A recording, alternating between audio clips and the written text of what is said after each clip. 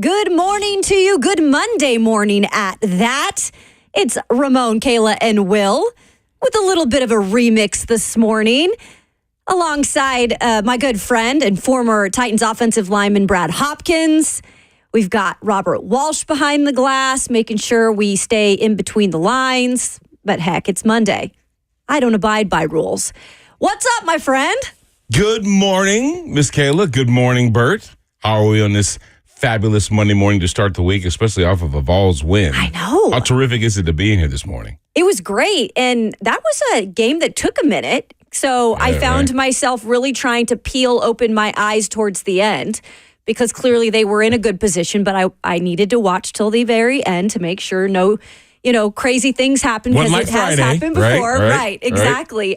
So really good to wake up to that.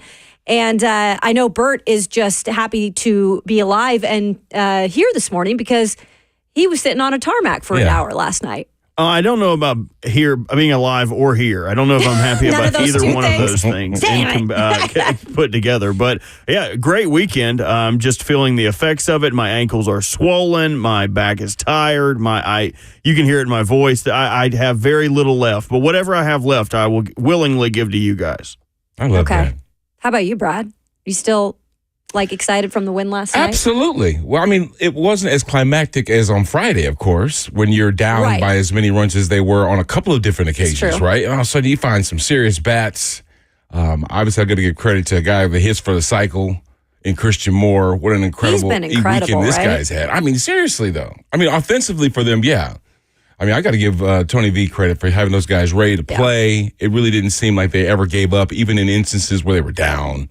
This is going to be quite the series, and I'll be excited to see if they can advance to the College World Series and start playing in some meaningful games. And that's what's so big about these types of starts. So when I covered the series in 2019, you see firsthand just the grind that happens there, right? Yeah. I mean, these teams are there trying to, even if they get bounced in the first game, they get a loss, I should say, they're having to work their way back then through the loser side of the bracket because it's double elimination. Yeah. And it takes a lot to kind of have to get back through the bracket. You don't have as much days of rest in between for your pitchers.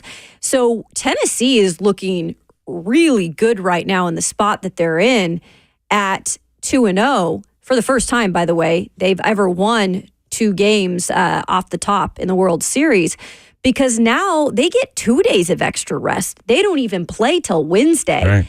And, I mean, if this team can do what it's done up to this point and win games in 2 different completely fashions, then this is, to me, the most dangerous team right now in Omaha, Brad. Yeah, that double elimination situation can be treacherous. Yeah. Because you got to play a team twice sometimes, and it's hard beating a team more than once. They've learned from the first time you whooped them, right? I mean, not even whooped them. It just might have been a loss. But you learned something from that loss that you would hope would produce a different outcome the next time. So you got to really kind of show up even more so the next time you play a team that you've already beaten once. Yeah. Have you ever had a chance to go to Omaha? No, I haven't. As a matter of fact, I think it was my ex-wife husband. It was really... I know it sounds like crazy, right? My ex-wife's husband. But either way. We all have our, our twisted crazy lives. Really good dude. Love him to death. Yeah. And he wants to go to Omaha. And I thought, you know what? Why don't we just road trip? You know what I mean? Because I want to go to see one of those series. The cool. Electricity, right? The fun, the atmosphere, all of these fan bases showing up to one, apex place to watch their team that's obviously having a great year. They wouldn't be there, right? Mm-hmm. So it's just fun to watch these kids. It is. And the fan bases are all integrated there because everybody comes to watch every game for the most part. For sure. So last night, obviously majority Vols fans, but you saw Kentucky Blue mixed in there. And so you got a little bit of everybody. It's a really good time. I always encourage everybody if their team goes or if that's just a bucket list of yours, make sure to check it off. When you go to a game, Kayla, do you ever wear a jersey or some sort of representation of neither of the teams that's actually playing? I saw a Pittsburgh Pirates jersey or a hat in the stadium. I'm like, well, seriously? It's not even college baseball. I know. I don't do that because the only way I ever wear a jersey of my team, which is also a kind of a rarity, I'll wear a hat maybe, is when I actually go to watch them play. So when I went to Atlanta 2 years ago and the Mariners played in Atlanta, I made sure to have my Mariners throwback jersey. Okay. And yes, I was in Atlanta's ballpark, and Travis is an Atlanta fan, but I'm a Mariners fan, so I'm going to wear my Mariners jersey to that game. But I'm not going to wear some random jersey to like some random game. Because you have it in the closet. Exactly. Yeah. That's not my vibe. I watched it at Titans games too, Caleb. Yes. Like you see guys show up with an Eagles jersey. I'm like, bruh, you know we're playing the Jags, right? Exactly. What are we doing? But to each is their own, I guess. Yeah, I guess. Also, a great weekend. We had the U.S. Open, which had a phenomenal finish. Really emotional for Bryson DeChambeau is obviously picking up his second U.S. Open win, the last one back in 2020. This one was a little different, though, because there was no gallery back in 2020. That was the pandemic, coming out of the pandemic. So they had no people there as he went down that stretch at 18. This was a very different scene as he was able to do a complete incredible up and down to win it over Rory McIlroy. And poor Rory, he got out of there in a split second. Yep. If that guard would have tried to stop him like the same guy that stopped Scottie Scheffler, he might be dead right now. Exactly. I was like, he was booking it because he's like, oh no, not another major loss at the last Does he get fined? Should he get fined, Kayla? I mean, the guys that don't take the podium during a team sport. It's really interesting. And you're right. And you know what? I've been the first to harp about guys that, have not done that. Caleb Williams at USC, when he wasn't, coming to the podium after a couple of his games, I was the first to admit that I was not very happy about that. So, that would probably not be the greatest thing if you didn't have Rory, at least to have some sort of an explanation after that. Terrific job by Bryson DeChambeau. Yeah. We'll be talking about him as he comes here this weekend, right? It's going to be fun to see the guy that won the Open. Yeah, right? But is it more about his win or Rory's loss? How many bogeys did he have in those last 5 holes? Oh, gosh. Jeez Louise. It was like 3, right? But the worst was not making that putt at 18. God, but you saw the putt, right? It's just it made a hard right. He should have made one a little higher up on the But usually that's a basic putt. I'm sitting here talking mess like I could actually golf with these guys, but still. And like I've been able to cover golf, and so I've seen it firsthand. Like those are putts usually that you're like, oh, that's simple. But I feel like we were saying that with some of those putts down the stretch, especially for Rory, that didn't turn out to be so simple when it was all said and done. I think it's more about DeChambeau at this point, just because I think he's finally come into his own as a player on the tour. He was not liked. He was kind of a thorn in some people's sides. He was immature for a while. He lost his dad 2 years ago. And after he lost his dad, he kind of admitted like that changed my perspective on things. So I think he's kind of a guy now as a U.S. golfer you maybe want to root for because he's a little bit different in terms of the way he goes about his business. So how are we doing this thing? U.S. golfers that are golfing for LIV. I don't know. That's a great question because I'm still kind of torn on it too. But I hope they can figure out a solution where I can just see these guys all play together again because I miss that. Like I miss seeing some of those guys every single weekend on tour together. Yeah. It's just the majors now you look forward to the most because that's the only time they're together. That's a fact. Yep. Great show coming up for you this morning on this Monday. If you need a little bit of a jolt going to work, we've got a great interview coming up in just about 15 minutes. Chris Long joined us on Friday, the 2-time Super Bowl champion. Very great stuff when it came to the Titans, and especially when it came to one particular player. So we'll have that coming up. Hour 2, You're Not That Guy. I don't know if this is Brad's first time joining us for You're Not That Guy, but I'm excited to see what his choice is. I really am. Let's see what direction Brad goes in for this. Hour 3, we're going to talk about Titans players or a player specifically that needs to have a big training camp. That will be at 8:20. And John Wilkerson of the Vol Network, he has been in Omaha and continues to be there with the Vols. He will join us at 9:20 to talk about a big weekend for them. So, again, a stacked show, Brad. I'm excited to talk about your perspective, too, on just what you got out of Titans training camp. I know it was an interesting one because a lot of newness. So it'll be good to get your kind of perspective on what player you think needs to stand up. You're the one with the microphone, with the pad all the time at Titans practice. Oh, did you see my mini blue book I've adopted this year? Absolutely. I thought that was kind of fun. And I've always loved listening to to the press conferences and hearing questions that you ask. Well, thank you. You're always over there. Thank you. I try to make it a point to, I want to be able to get real answers for things that I'm really wondering. And I know everybody has their agenda, but I always try to butt in there because it's hard sometimes when people are asking about 50 questions in a row. I'm like, hey, can I get in there?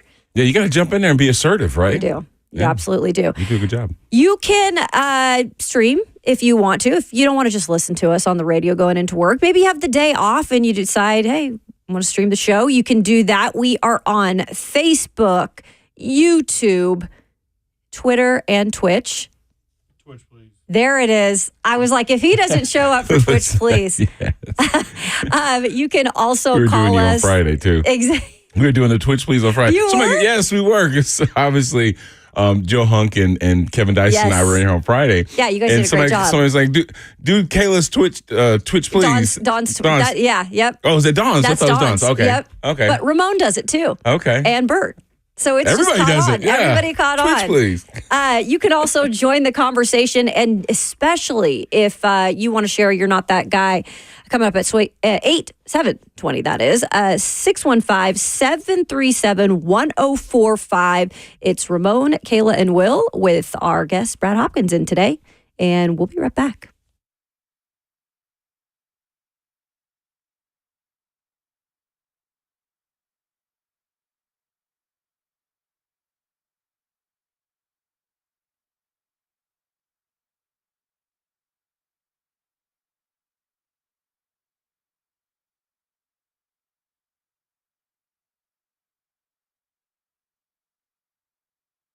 Hey, what's going on? It's Will Bowling. If you're running a fast-growing business in Nashville, listen up. NetSuite's Business Grows Here event is coming to Nashville on Tuesday, June 25th. Don't miss it.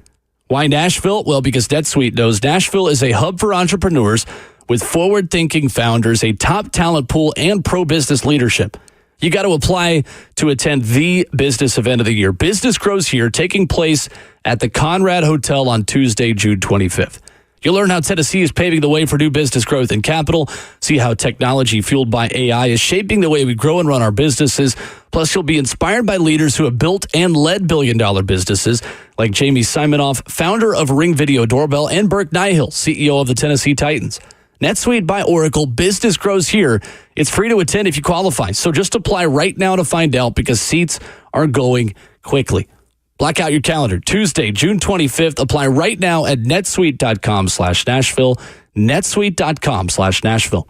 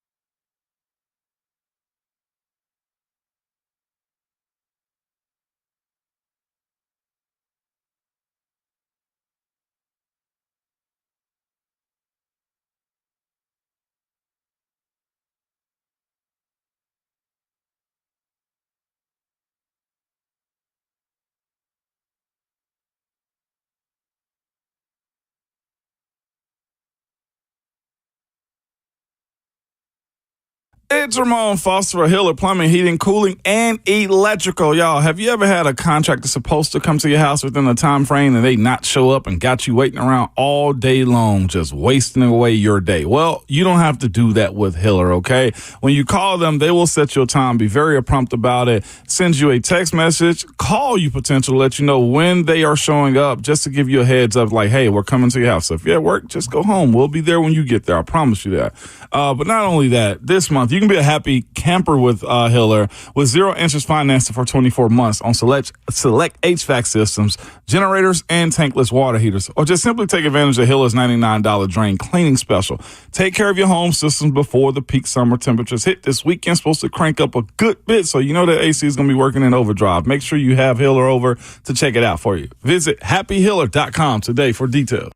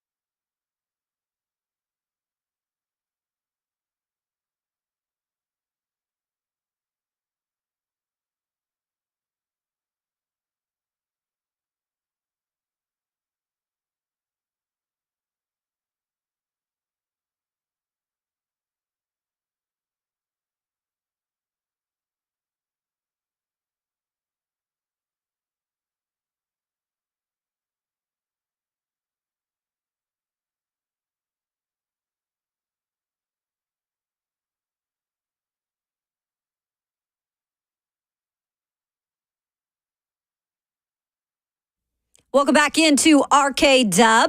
Kayla Anderson, Brad Hopkins in today, holding you down on this Monday morning.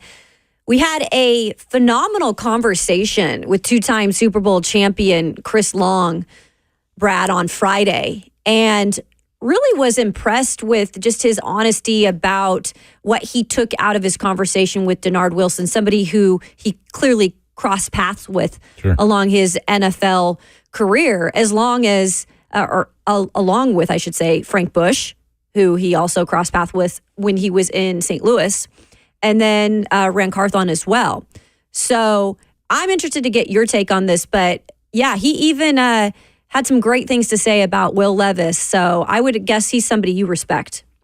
Absolutely. In the business. Are you kidding me? I love his take on Denard Wilson, a guy that brings a lot of energy, obviously a lot of charisma, and he knows football. These young guys shouldn't have a problem taking his lead, and Chris will wax on that poetically, I'm sure. He certainly will. And so here is our conversation on Friday with two-time Super Bowl champion Chris Long.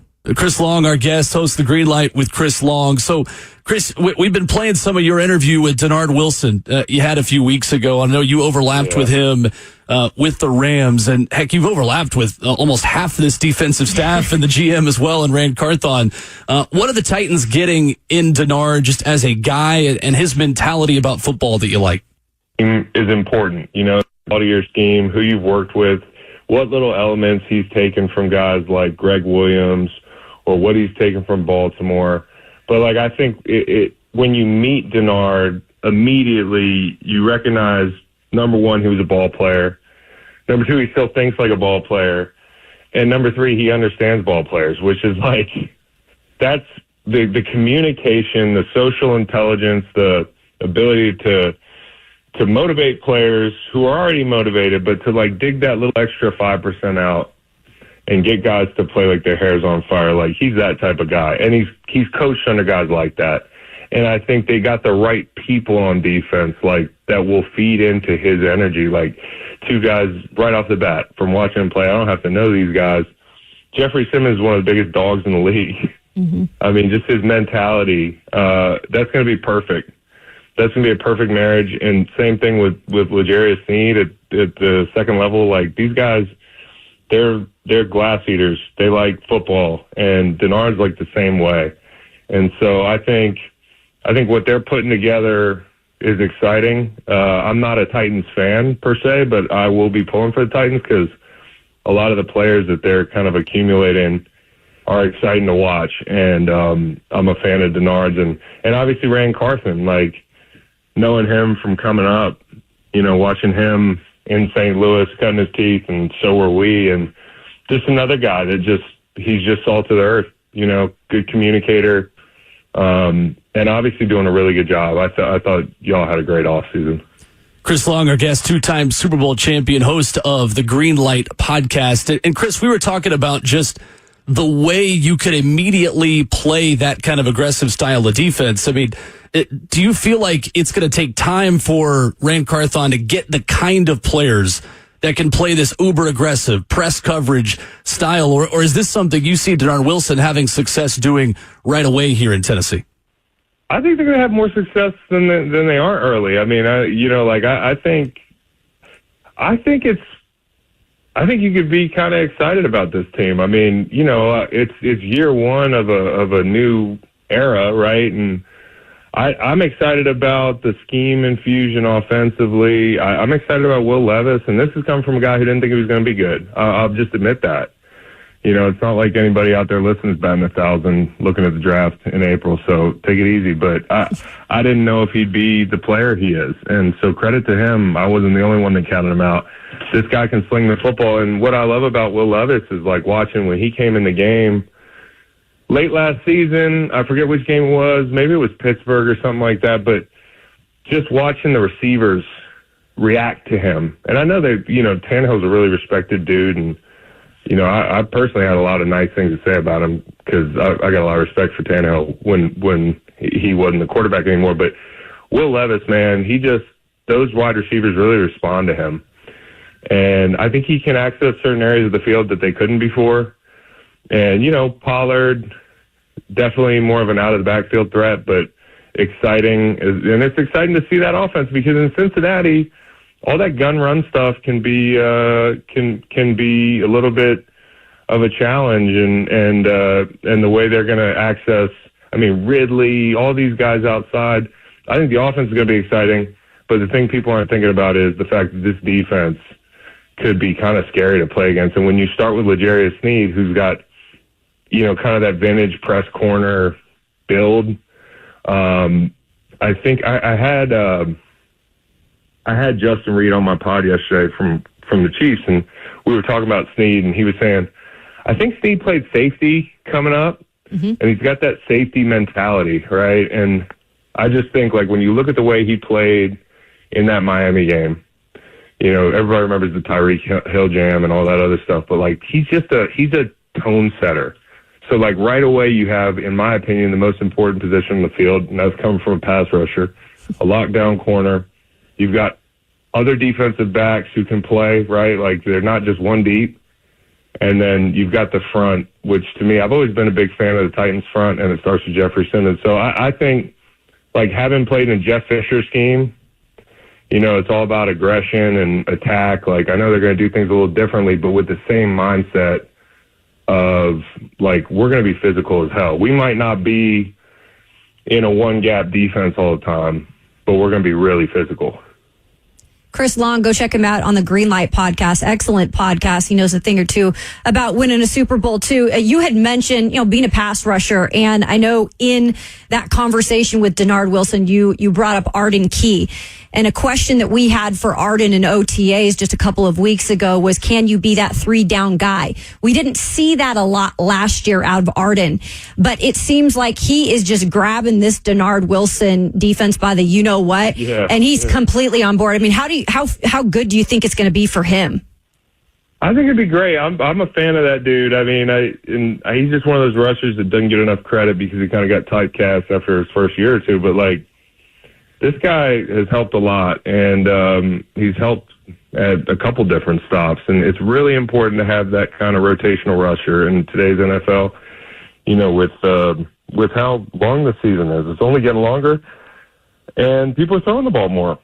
And, the question is, can he set an edge? Can he, anchor down? I don't know. Maybe he's having a big offseason in the weight room. But I'm a fan of him as a rusher. And I think the Denard Wilson, like, sometimes you're in a scheme where you think too much, right? Mm-hmm. Yep. And it can blunt your violence a little bit, so to speak. Like, the violence you play with, the speed you play with. I think Denard's going to do a good job of allowing guys to play fast and be sound within the scheme. Because, like, when you talk to Denard and when you're around him, it's pretty evident that how we play the scheme is really important. He was not a coordinator when I was there, but I can kind of picture him being about all the things that Greg Williams was about, and a lot of these other really aggressive coaches that he coached under. It's going to be about how you execute the scheme. So don't slow those D linemen down. Yeah, he also mentioned, Chris, in terms of letting somebody play free. And specifically, he keeps alluding to Kenneth Murray, who's obviously coming over from the Chargers, where maybe he had mixed results there, and they feel like they see something in him that they can utilize better in this defense. How do you feel like Frank Bush can kind of help with this, since you've brushed shoulders with him as well? I'm a big fan of Frank Bush. Coach Bush is going to keep it light. He's going to bust chops, and it's just like they got the guys I keep hearing about are like they're guys who act like players. They get players. Like Frank Bush was a player, and I just think you look at somebody like Kenneth Murray. I don't pretend to know his situation, but I have been a young guy in the league before where it wasn't going well for me for a year and a half, 2 years of my career. When Jeff Fisher came into my life. Who's a popular figure in Tennessee, he allowed me to play free defensively. I was playing in Steve Spagnuolo's defense, which is an awesome defense, but there's a lot of thinking. And, for me, it was things like switching sides of the ball to left end fundamentally, but it was also just like the freedom to go and to shed some of that, like, hey, when the ball's snapped, I'm looking at these three keys and kind of overthinking it. I think playing an attack-style defense, and that's for the front, but for the linebackers and the secondary, having coaches that were former players so that when you make a mistake, it's not like, hey, that's the worst thing in the world. It's like, hey, I understand why you made that mistake. Let me tell you the why. Like, let me tell you the why, because I've been in that same situation, Kath Murray, or, I could tell Arden Key, this is why I understand why maybe you didn't get the edge here. Here's the technique adjustment. Where some coaches are like, hey, just get it done, because they can't tell you. They never felt it before. I think having former players, whether they play collegiately or in the pros especially, can really help. And sprinkling those coaches in the staff, which obviously Denard, it's a no-brainer. You brought up something, too, when speaking to Arden, that same conversation, and describing Denard as a coach. And he mentioned, like, when something wrong happens on the field and he doesn't like how we executed it, like, the details are so important. Like, right that minute, we're going back and we're fixing it. We're not moving on until we fix it. Does that sound familiar? Yeah, for sure. I mean, and that's what I can see it. And I asked him, I said, well, are you going to be different than you were as an assistant coach? He's like, I'm going to be the exact same guy. So I feel like I know who he is. And I love that dude because he's super aggressive. I would imagine he played this way and coaches this way too. But you can't just be a guy yelling at guys or making noise. You have to have some substance. You have to be able to communicate the scheme to the player in a way that the player is going to understand it, it sounds like there's an epidemic of unanswered questions in the NFL, okay? And especially at defensive line rooms. I've seen so many questions over a course of an 11-year career, and I'm sure Ramon could tell you this too, although line coaches are generally pretty dialed in. There's a lot of young players asking questions, getting yelled at for asking questions instead of the questions being calmly answered. And Denard's not one of those coaches. He's going to teach, hey, coach, why do I have to do it this way? It's not combative. I'm trying to learn. You know what I mean? Yeah. And having a Denard and having a Frank Bush and having guys like that who played, so people really hear what I'm saying who are listening to this, is like, they can speak the language, as in, they felt these same movements. They felt the unfairness of certain alignments at defensive end. Where it's like, wait, you want me to play the B and then pop back outside? Yes, this seems unrealistic, but this is why we have to get it done in this defense. And I know it's going to be tough, and here's where your help is. Rather than like, hey, just get in the gap. Former player coaches can really break it down in a way that players say, all right, now I understand the why, and I can go do it. Chris Long is our guest, two-time Super Bowl champion, host of the Green Light podcast. Excellent stuff. If you've not subscribed to that, you need to. Chris, I know you talked to Denard about T'Vondre Sweat, and that was before kind of the off-season program began. It's easy for us talking into microphones to say, oh, the guy only had one practice. The sky is falling. He's so far behind. What in the world's going on? How much does that really move the needle for you, having a minor injury, maybe being a little bit behind the 8 ball, but still having training camp ahead of you? Like, how far behind really is T'Vondre Sweat, considering he's only practiced once? Well, you know what? I would imagine he's a little behind, but, this is a marathon, right? And especially for a guy who's probably working to get in shape a little bit, like make sure he's healthy. And you don't want a big man coming into the season unhealthy, right? So you got to get that taken care of, whatever it is. I don't pretend to know his situation right now. But I will tell you that, I do have concerns sometimes with the new CBA. When I came in the league, and it's been a while, and, we had 2-a-days. We had longer training camps. We had to practice in shells for a while before we got in full pads. And by shells, we meant shoulder pads, not these spider pads on your shoulders. But, it was just a fuller experience. And don't get me wrong, we were all glad when 2-a-days went away, but it's a lot steeper now. It's like you go from 0 to 100 miles an hour really fast in training camp now. There's not a lot of time. I used to look at the calendar and see a month on my little notebook before we really played a preseason game. Now, some of these teams, when they're playing the Hall of Fame game, are showing up and they're in underwear one day, and 8-10 days later, they're full speed. And so I think there is a little bit more of an impetus, to be in shape and get there when you get to camp, at least physically, and then you can start to learn. But I do think OTAs are valuable, and mini camp's valuable. the way they have this thing set up right now. And so I worry about it a little bit, but the number one thing is health. A big guy coming into the season unhealthy would be a bad deal. Chris Long, our guest here on Ramon, Kayla, and Will. There are a lot of former athletes doing the podcast thing. The green light is as good as it gets. Yeah. Chris, we are certainly a big fan of what you guys are doing, and we're going to have to force Ramon Foster to come and face the music here and get you on and do the whole O-line versus D-line thing. Anytime. Big fan of Ramon's, and I'm pulling for the Titans, man. You got a few of my favorite players on that team, so... and Dave McGinnis, yes. Legend. Dave McGinnis is around there. So I'm supposed to come visit Coach Mack at some point. Heck Maybe yeah. I'll do that. Absolutely. Well, come on out. Let him know, and we will certainly do something. We'll be out there at training camp, so we'd certainly love to do that. Absolutely. Okay. All right. Y'all take it easy. Thanks, Chris. There's Chris Long with us here this morning on the show. What a cool dude. Just listen to every single word he said. It's like the third time I've re-listened to that interview with him and us from over the weekend, and there's just so much to take from it. And I like the guy because he's honest. Like, he's not going to give you like a dishonest answer about anything or try to sugarcoat anything. Brad, I'm just curious to what you took from that interview. What stood out to you? Just like he was talking about coaches having the kind of impression on players, especially the ones that have actually played the game. That's what I took away listening to Chris Long talking about the game. A player that formerly played it with coaches and players that I played with. It took me back, Kayla. I mean, he mentioned Frank Bush. Frank Bush was a quality control guy when I was a rookie working with the defense. Now he's a vaunted linebackers coach, putting these guys in position. Jeff Fisher. I don't even need to say anything about my relationship with Jeff Fisher. I dumped a Gatorade on him down in Jacksonville when we went to the Super Bowl. So I understand what kind of impression this guy leaves on people. And that is the biggest thing.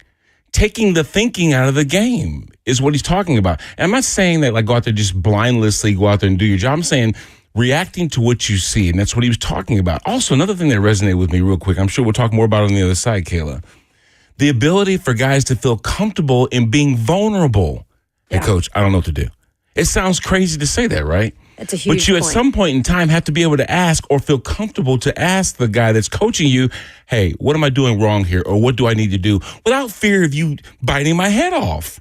And players that have played the game, they play with less anxiety. They coach with less anxiety. Why? Because they've experienced it. They understand exactly the nuances and what it takes to get it done. Sometimes these coaches that don't have that kind of background, they just foot to the floor, just going 100 miles an hour, thinking that this is the most effective way when actually it's not. Yeah, and those are the 2 points that stood out to me, Brad, from the get-go. So we're obviously on the same page on that. And you're right. The staff that they've put together, and it's yet to be seen. They have to obviously prove it when it comes to the season. But from what we're seeing right now, just the pieces they added to that staff that in terms of development and what they're trying to get out of their players, it is a difference. And you've seen it early on in OTAs and mandatory minicamp. And that's why I think, again, too, for a guy like Will Levis, it's going to be just hugely important because the development, it still needs to happen with him as well. So I like how he reversed himself. He said he had some choice things to say about Will Levis in the very beginning, but now he's on board. He's like, I'm not a fan of the team, but I'm rooting for them. Yeah, I thought that was the best way to put it.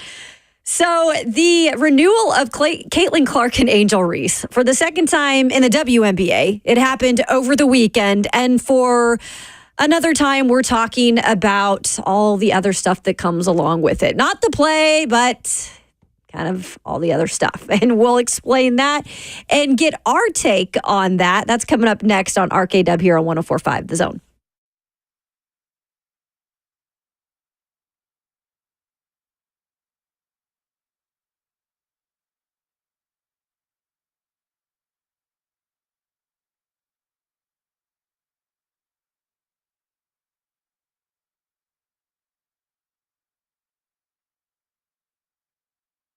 Fellas, if you're often feeling tired, notice a lack of motivation and drive, or weight gain and loss of muscle mass, these could all be signs of low testosterone levels, all right? Don't wait. Find out, because at Low T Center, they make it easy to get your levels checked. It's just a simple blood test, and with their on-site lab, you'll get your results back in about 25 minutes. Low T Center, it's not a doctor's office. It's a concierge medicine for men. Their physicians specialize in treating low testosterone with customized treatments for each patient. The experts at Low T Center have over a decade of experience helping patients achieve life-changing results, and most health insurance is accepted for treatment. And they also have convenient treatment options, including physician-monitored self-inject treatments for established patients that ship directly to your home each month without the need to come in for weekly visits. Right now, at Low T Center, it's only $25 to get your T levels tested. Again, the results come back in about 25 minutes. So get back to your best. Go to lowtcenter.com to book your appointment online today. That's lowtcenter.com. Low T Center, reinventing men's healthcare.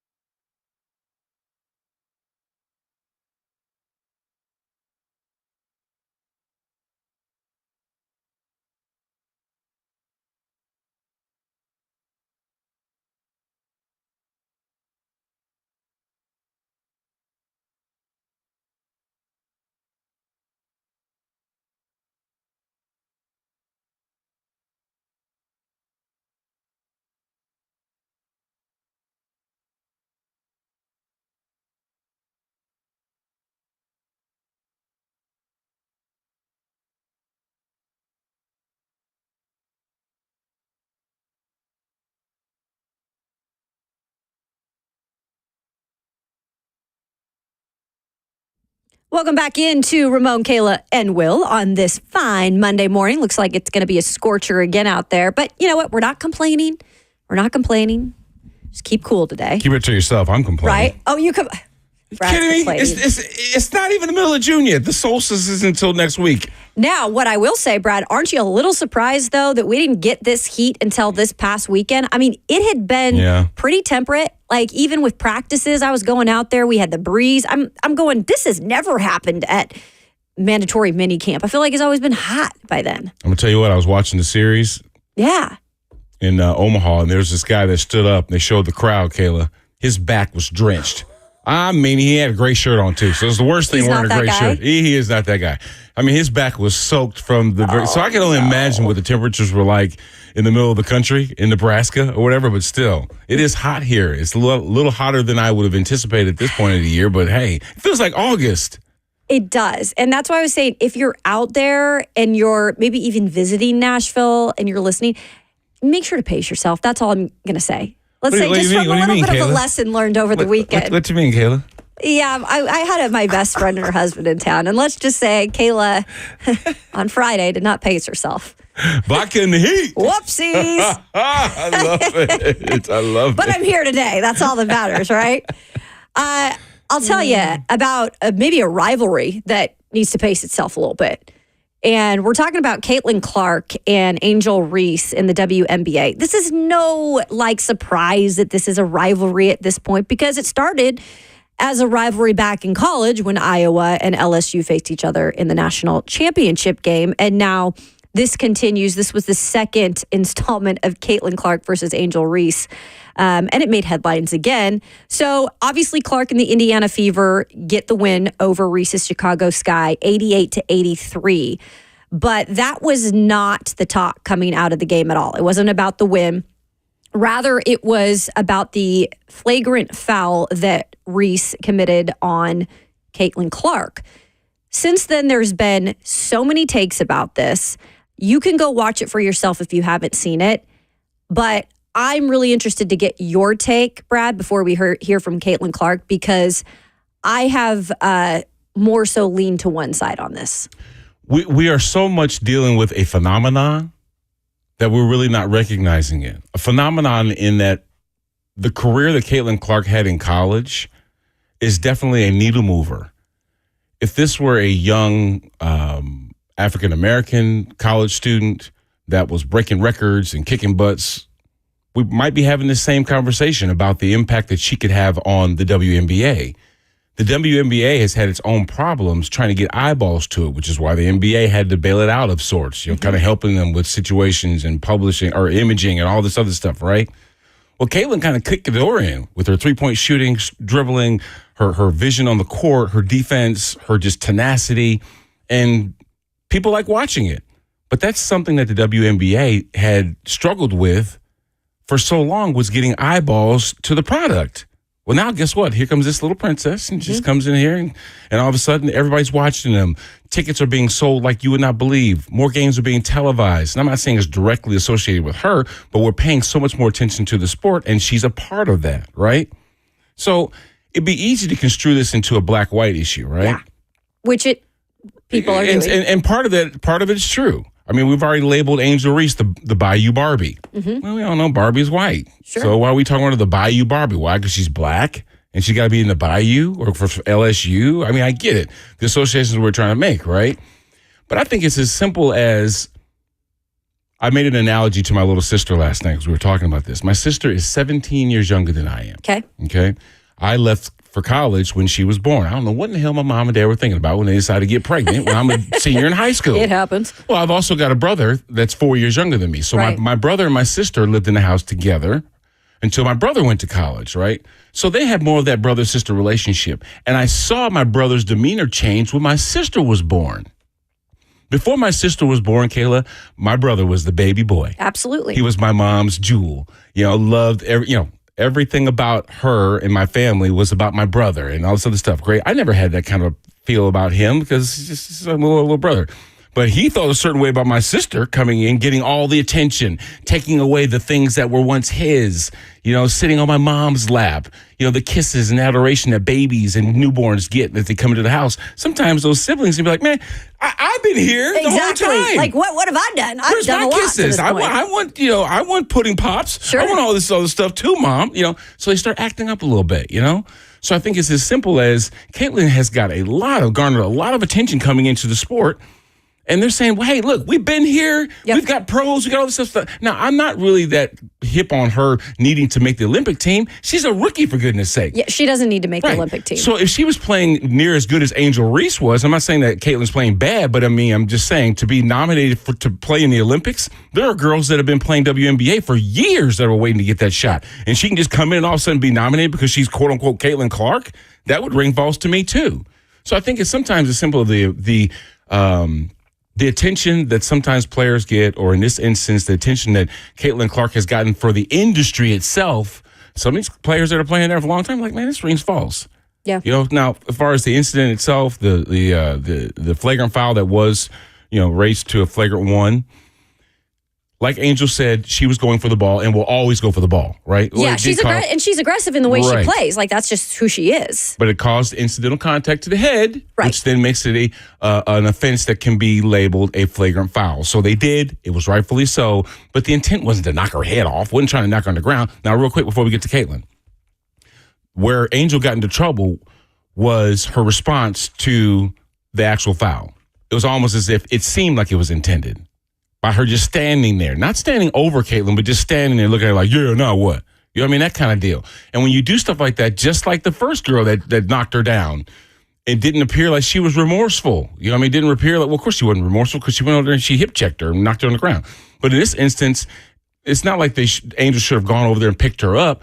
But if she'd have shown more like, hey, it was incidental, I wasn't trying to do it, or maybe I didn't even realize the severity of the contact that I did make with her head to get this fine or get this penalty, but I'm not going to react the way that you would want me to, like, oh, my bad. Had she done that, I don't think that it would have been near as much vitriol.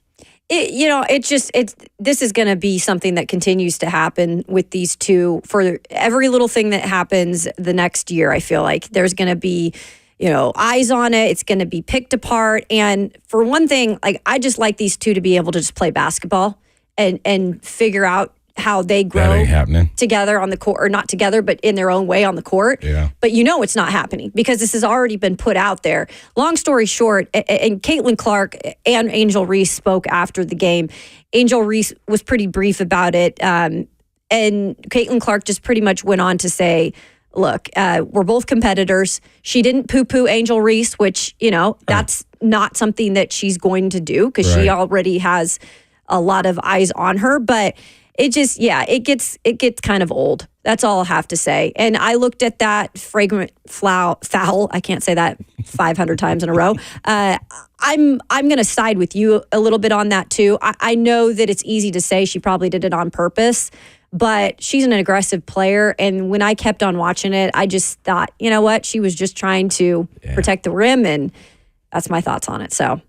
Caught the back of her head. Yep. To each is your own, right? Because it definitely divides people. Well, that is 1 hour down on RKW. Coming up next, we will talk a little bit of Tennessee Volunteers baseball. Boy, oh boy, did they dominate over the weekend. They have 2 wins now in the College World Series, so they don't have to play until Wednesday. What were the biggest moments of the weekend? We'll have that and more coming up next on RKW here on 104.5 The Zone.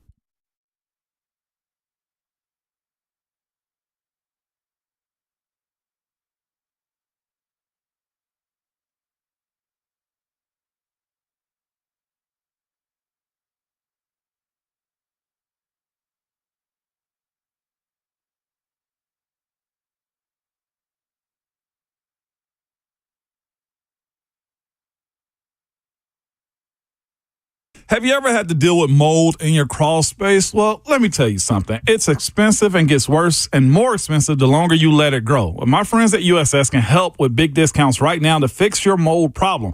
It's Ramon Foster, and United Structural Systems is offering you $500 off crawl space mold treatment, and that's a great deal considering USS is the most trusted and experienced crawl space repair company in Middle Tennessee. Now they have a 3-step process to deal with mold in your crawl space. It's called RTE. That's R for remove the active growth, T, treat the area where it's growing, and E, encapsulate the crawl space to ensure that it does not come back. One-time payment, that's it, baby. It's done, all right? That's a great way to deal with mold, considering they're offering you $500 off, which means it's more affordable when you call USS. You can find them online at USSTN.com, but also remember to tell them the Ramon deal, where you get $500 off when you use USS. Call them also, 615-488-7855.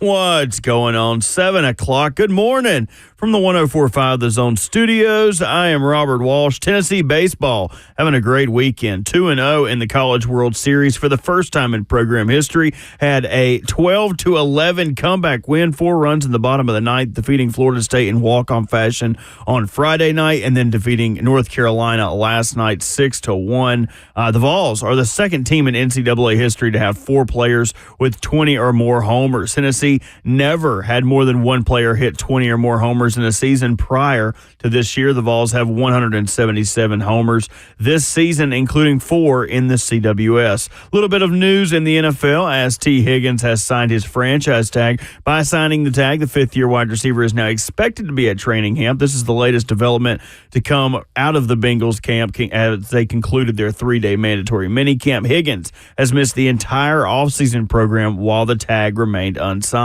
And if you don't have plans, make sure you do now on June 26th at Game Terminal for RKW. Plenty of food, drinks, Mario Kart, pinball, whatever your heart desires, you can go there and beat Ramon Foster in that game. For our foundation repair and waterproofing needs, visit USSTN.com. Breaking news at once on your home for the Titans and the Vols. This is 104.5 The Zone.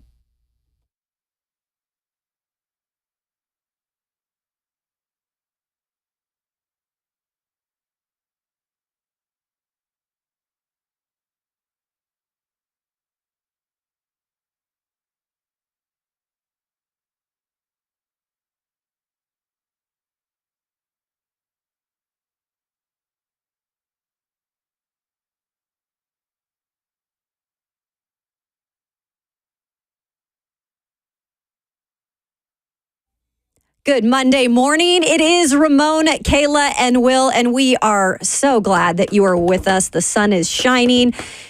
We have the blinds up in the studio, which is very rare for a morning show, Brad. I don't know if you know that. Brad Hopkins with me today. We've got Robert Walsh behind the glass. Big Bert back from the wedding. Ron Slay got married.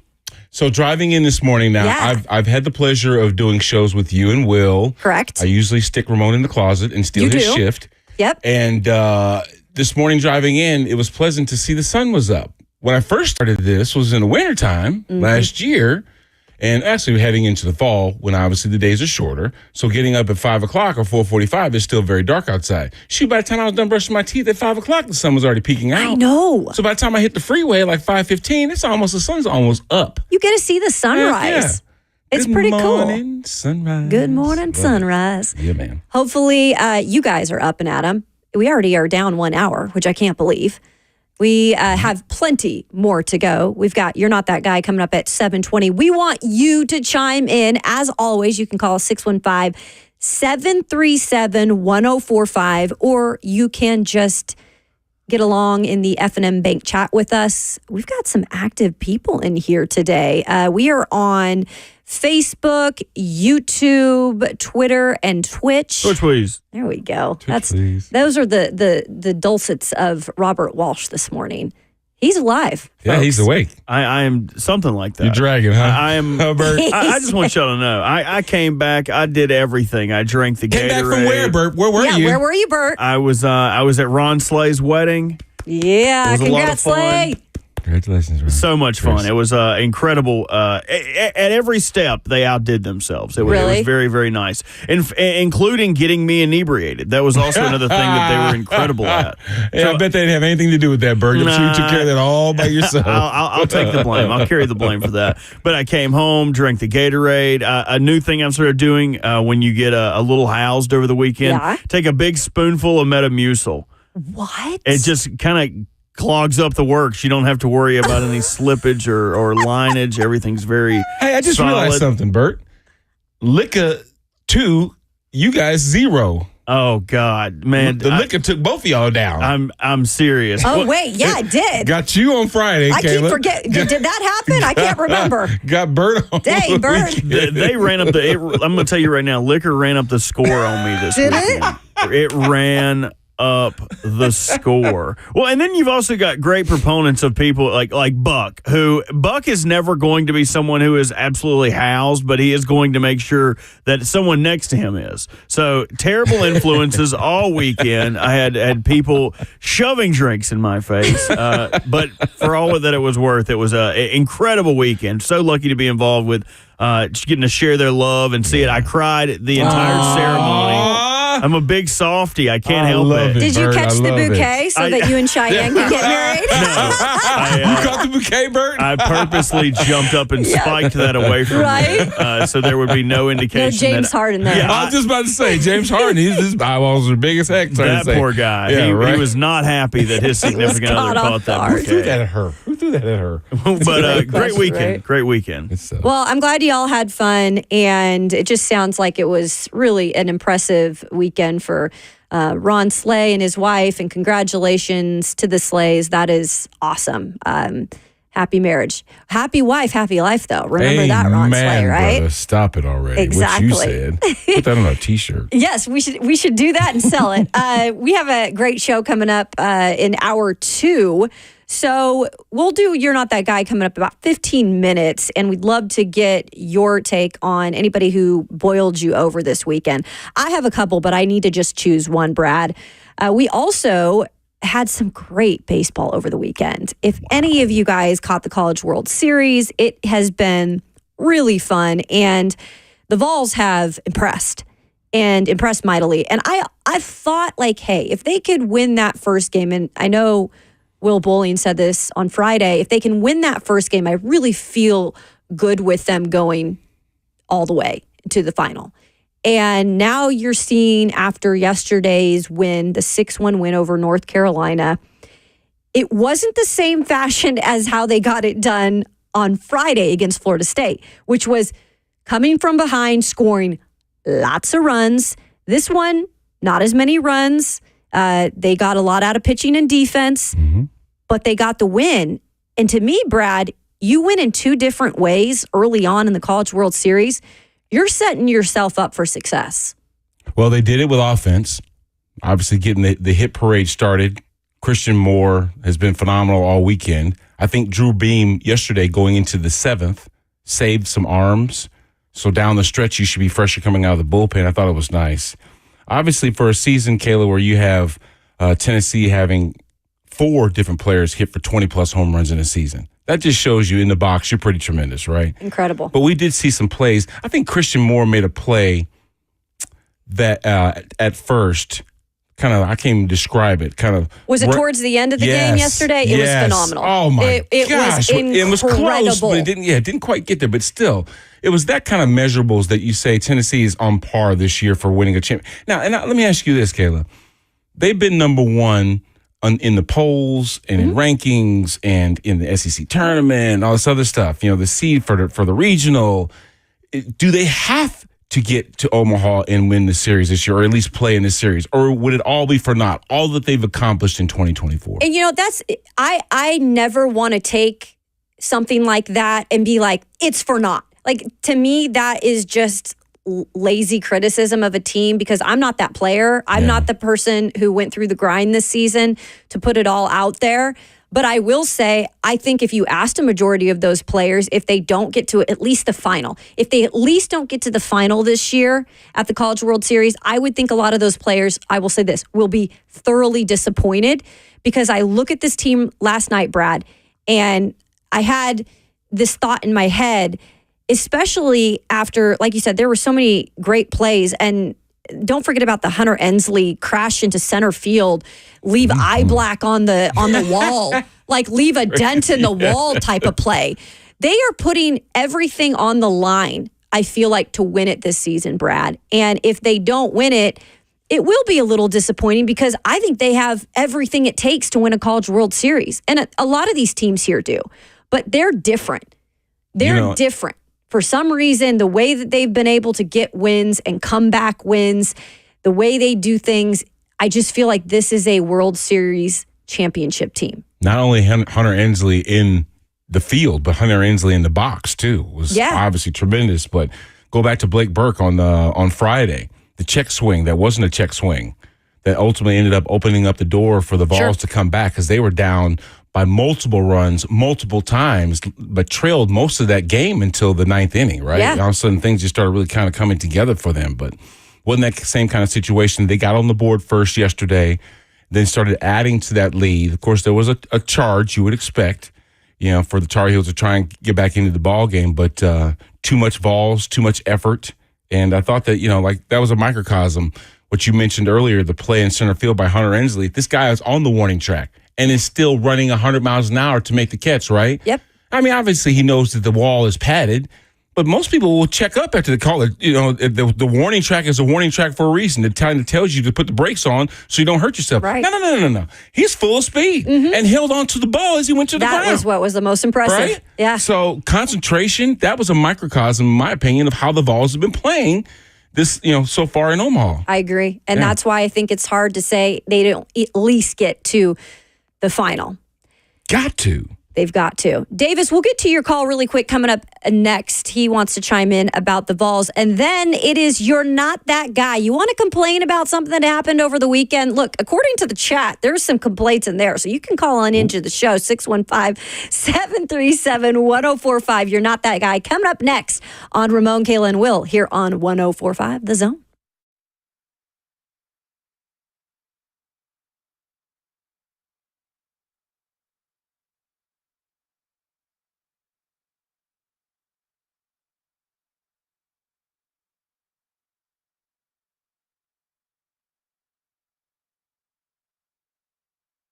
Hey, it's Will Bowling. Are you looking to check some items off your home to-do list? Well, I'm here to tell you, Lee Company can make a huge difference. Maybe you're looking to freshen up your home's look before hosting friends and family for a cookout. You're outside of the deck. You're in areas where you maybe haven't been as much while the weather's not been as nice. Well, available 24/7, 365. The Lee Company home improvement professionals have you covered. From pressure washing your driveway or deck, drywall repairs, maybe it's landscape lighting, painting, anything and more. Lee Company is truly all you need. That's what I love about Lee Company. They help you with your HVAC, your plumbing, electrical systems, but their home improvement team is the best in the business.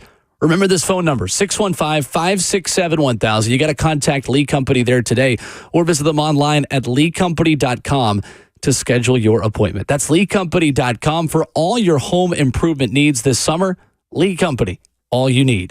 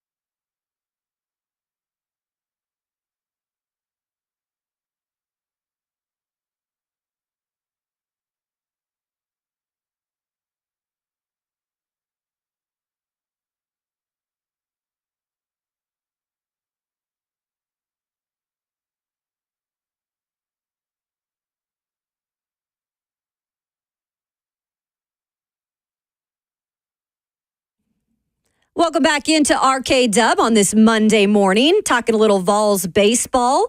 We'll get to You're Not That Guy in just a second. 615-737-1045 if you want to call in and give us You're Not That Guy. But first, let me give you a little update on the Rocco's Jell-O Shot Challenge from Omaha, because we had some people asking about it this morning. Yes, Tennessee leads the way with 8,556 Jell-O shots. It's about 4,000 more than the next competitor, which looks to be Texas A&M. But LSU's record of like 60,000 last year doesn't look like it's going to be broken anytime soon, except for if Vols step up to the challenge here. So Vols, step up to the challenge. Anyway, let's go out to Dave in Mount Juliet. What's up, Dave? I really appreciate y'all. Brad, I wish you was back playing football for us, my man. Oh, thank you. Appreciate that, Dave. I wish that, we could just have this baseball team like this from now on, because this is the kind of excitement you like to see. They overcome a lot of stuff in yesterday's game, that delay in the umpire switch and all. That's a big deal in baseball when you cut things down and then start back up. They really did show the maturity and some good coaching in that. But I appreciate you taking my call. Thanks, Dave. Thank you. Thanks so much, Dave. And Dave touched on, too, just how exciting they're playing. Do you remember on Friday when Tony V went, he was pissed about something. He don't hold back. Right. I wonder if that was sort of inspirational. You know what I mean? Yeah. If you weren't paying attention, if you were out there picking dandelions out there in the center, I'm just joking. That's what kids do. But the point is I'm trying to make, if you're not dialed in, sometimes you can lose focus and lose the game. Mm-hmm. But what Tony did was like, hey, look, fellas, I'm going to give you a little bit of chewing, whether it's not you guys directly. Maybe it is Blue. Maybe it's somebody else I'm sitting there yelling at. But it inspired those guys, I thought, to get those bats warmed up, to come back and get back in a ball game that they trailed in for the better of 9 innings. Yeah. So I thought it was great. And I'm not saying it was calculated, that Tony was, going nuts over there, but it just seemed timely that he was getting inspired and was yelling at somebody or something that was going on in that game, and his boys responded. I mean, a good coach usually, and not every time you can say this, but usually you take on the kind of personality of your head coach, especially in baseball sometimes, because it is such a long game, and there are those momentum shifts in games where a coach sometimes just needs to know when to turn it on. And you don't know if it's calculated or not, but even if it was, Tony V knows what he's doing. Yeah. I think that's what we can all agree to at this point. He's proving to be one of, if not the best coach right now in college baseball. So, yeah. We'll talk to John Wilkerson coming up at 9:20 too, by the way.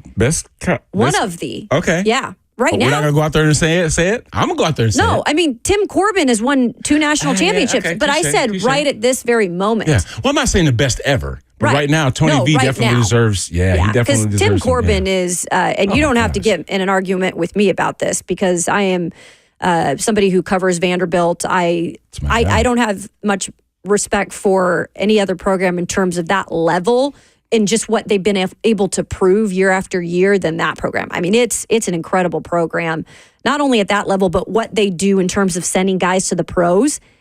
Half the guys they send there, I mean, they have success stories at the next level.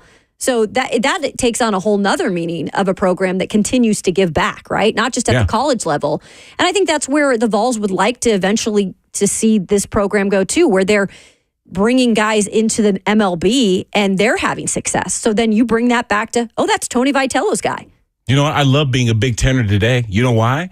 Because in Nashville, you have 2 coaches that you can root for that are phenomenal coaches. I know Tim Corbin personally. Yep. What an unbelievable dude. Not just a coach and his accomplishments, right?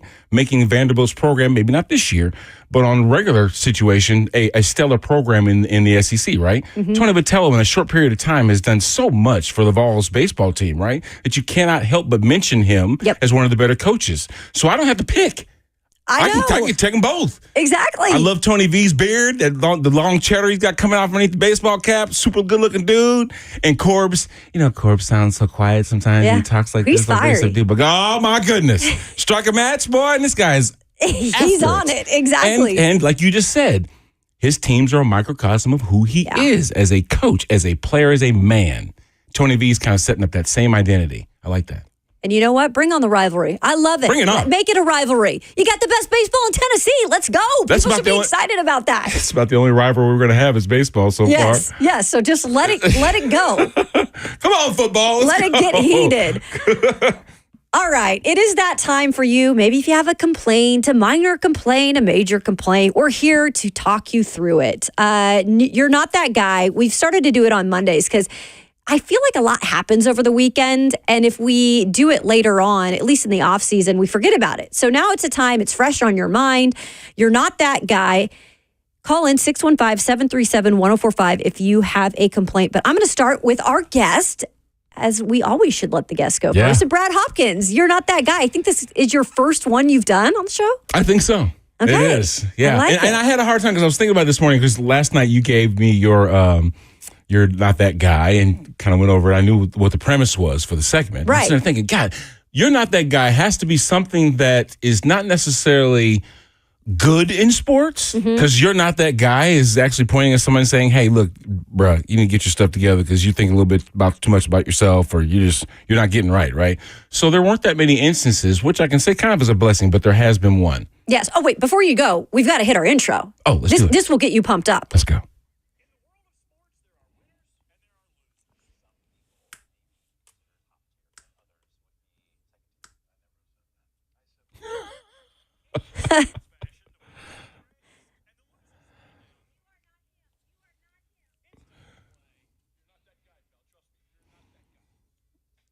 That's right. I love it. Be hot. Let's hear it. All right. So we all know that the Chiefs are the world champions. We do. This offseason, they've been pretty busy. In and out of jail.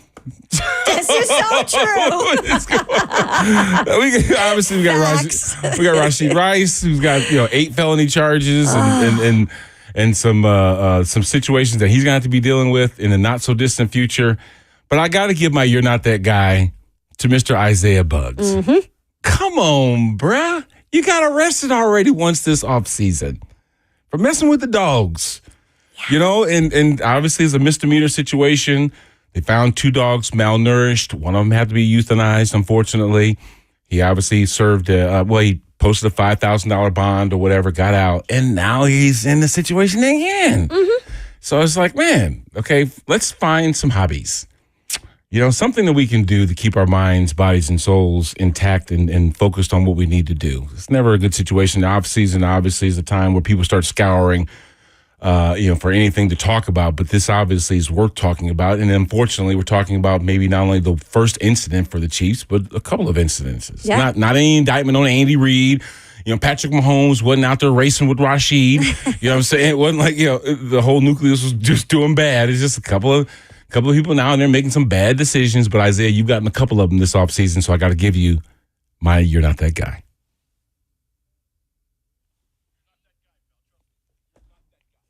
I like it, and I agree. Because the first thing I thought about when I saw that headline over the weekend is, what is going on with the Chiefs in the offseason? Are they all drinking the same medicine? Like, what is happening? It's hard to make it an isolated incident, right? Because this one, things are happening.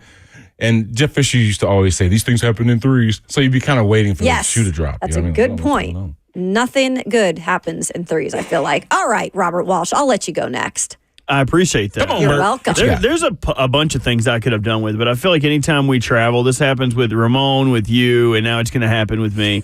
Just flying is no longer fun. Unfortunately, when I was a kid, I used to get excited about the dumbest things, like eating lunch in the cafeteria of a hospital. Things like that always seem fun. And now that you grow up, you realize that it's the same crappy food that you get at any other cafeteria. The same is true about the airport. When I was young, I used to think it was so cool. The airport is just a flying bus stop. It is not fun, nor is it cool. And it was no different flying out Friday. I had a tough time getting out. We got on the plane. I knew I was going to pass out because it is a 4-hour flight. Sure. I am going to fall asleep, and I'll wake up, and I'll be in California. Right. So I put my headphones on, put a little soft jazz, and I wake up, and my phone's still working. I'm getting text. This is like an hour later. I said, what's going on? Well, apparently a light had come on. The check engine light had come on the plane as they were about to take off, and they had to return back so the mechanics could check it out. Well, we were supposed to leave at 11:15. Before it was a 4-hour flight, I had a quick flight to Atlanta to catch a connection. Oh, jeez. That connection was at 12:30 Eastern time. So I had 30 minutes of balancing act to get to that flight. Well, we sat in the tarmac for about 2 hours before they deboarded the plane. So my connection was ruined while we were trapped there. This has the second part I'll get to later. Maybe in the show I'll tell you guys how I actually got to California. That's a teaser. But what happened sitting on that tarmac was there were 455 babies on this flight. The babies, if you would think the babies wouldn't be excited about having popping ears and flying through the air, they were definitely not excited to be on a hot-ass plane not moving. So I have a fix for this. When someone complains about something, I have a new rule where if you don't have a solution, sure, then you're not allowed to complain about it. You can be upset, but I don't want to hear about it. Okay. So here is my solution. Airplanes, or when you're buying your flights, now they need to tell you there are X amount of babies on this flight. Why would they not be able to tell you? Because when you're buying, it says, is this for a child? Is this for... They need to tell me, because I will take connections over babies now.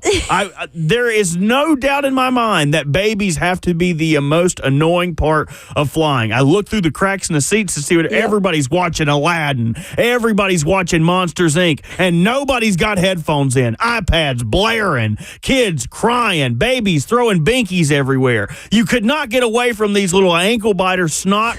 God, I just want to... I'm not a big fan of any of these children. I hope you all got to your destination safely and never arrived to an airport when I'm coming back. Wow. If you bring your babies to the airport, I have to let you know that you are not that guy. You're not that guy, pal. Trust me. You're not that guy. Nope. Bert, I don't know. Bert is not going to have kids. They need to have an option to check the babies. Check your bag, check a baby. Throw them in the bottom. Throw them in the bottom of the plane. Good Lord. Get to you in 2 seconds, Kayla. But I got to say to Bert's, you're not that guy. It's not the kids. It's the parents. Okay? If your kid's sitting there, first off, you didn't do the testo trick of making sure that you feed the baby just as you're about to take off. So that way when the ears are popping, it's drinking or eating, it's suckling or whatever. Look at Brad, and then it goes to sleep right after it eats, right? So next thing you know, you're at cruising altitude and the baby's knocked out. On the finger or something. Or a little Jack and Coke. Yeah. Would help put the baby to sleep. Somebody give that baby a melatonin. But the point is, if you're that parent that's just sitting there acting like your kid ain't screaming, you know what I mean? If you're not the one that's taking it upon yourself to get up and start walking the aisles with your baby to keep them quiet or whatever else, then that's on you. So I'm not looking at the kid. I'm looking at the parents of the kids. Like, hey, deal with your child, buddy. There was one situation. The woman in front of us was traveling from Anchorage to San Antonio. Oh, that's a problem. With 2 children. Oh, boy. And they were both like crawling age. Okay, yeah. No. So they were right in front of me, and I felt bad for her. I did. But you know what? Maybe should have threw them in a pet carrier and just threw them in the bottom of the plane. He said a pet carrier. Yeah, the little boxes. They can't get out. Those little cages. You are not having kids. I will make sure. You don't have any kids, do you? That is not happening. Give them a little water, some snacks. They'd be okay. A little orange water and slice. snacks. What is this, jail? I've had some flights, though, that are like that, Bert. I do agree. Like, where I've been in the back of the plane, and I'm like, oh, get me off this plane. Get me off this plane.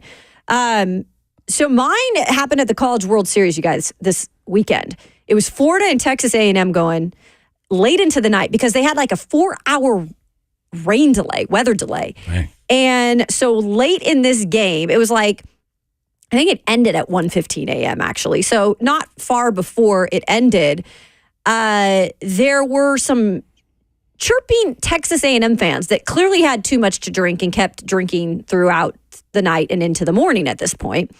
And they were right by the Texas A&M dugout, the Florida dugout. So this Texas A&M fan got in a verbal altercation with Florida's dugout during this game that is already going into the morning. And you can imagine how tired these players are. Yeah. And this Texas A&M fan just was chirping. Finally, he was taken away by stadium security. Oh, nice. And ejected from the game. And it so much bothered the other team, Texas A&M's head coach, actually said something at the press conference after the game, which must have been at 2 a.m. in the morning at that point, and was like, we really apologize for that that particular fan. Wow. Like that should have never happened. It was so embarrassing for their fan base at that point. You know, these guys are just trying to play a game and finish it at that. And Texas A&M ended up winning that game 3-2. But it was just like, come on, dude, control yourself. And these kids are trying to play some baseball when nobody wants to be playing baseball at this point. So for that, you're not that guy. You're not that guy, pal. Trust me. You're not that guy. Probably LSU fan. How many drinks did you say they had? Yeah, 60, they had like 60,000 Jell-O shots.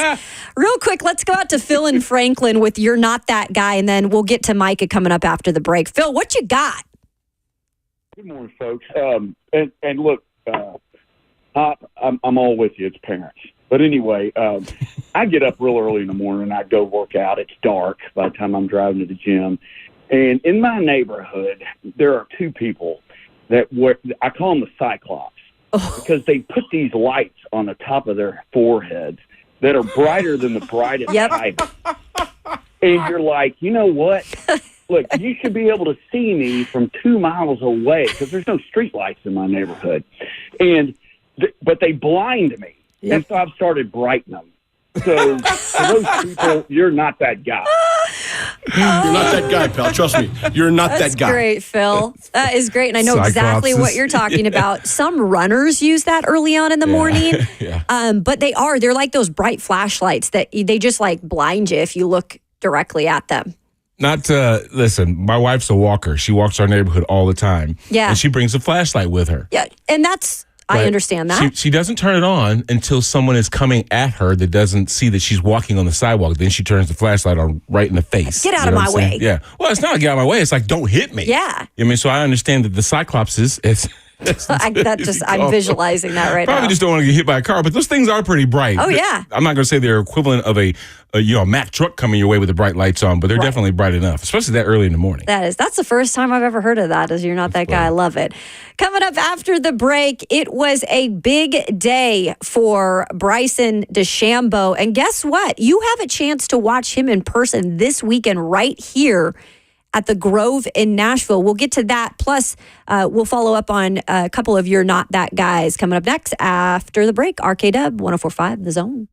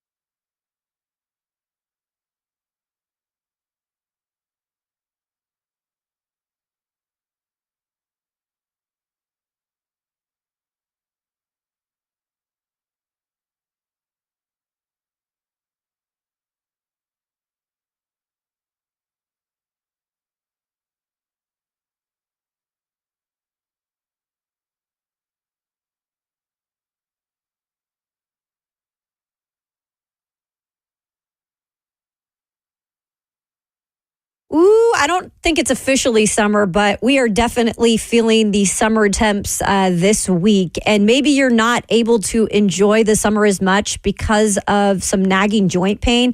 It is the best time for being outdoors, but it's not if your knees, shoulders, back, or hips are hurting. Hey, it's Caitlyn Anderson. You don't have to suffer any longer.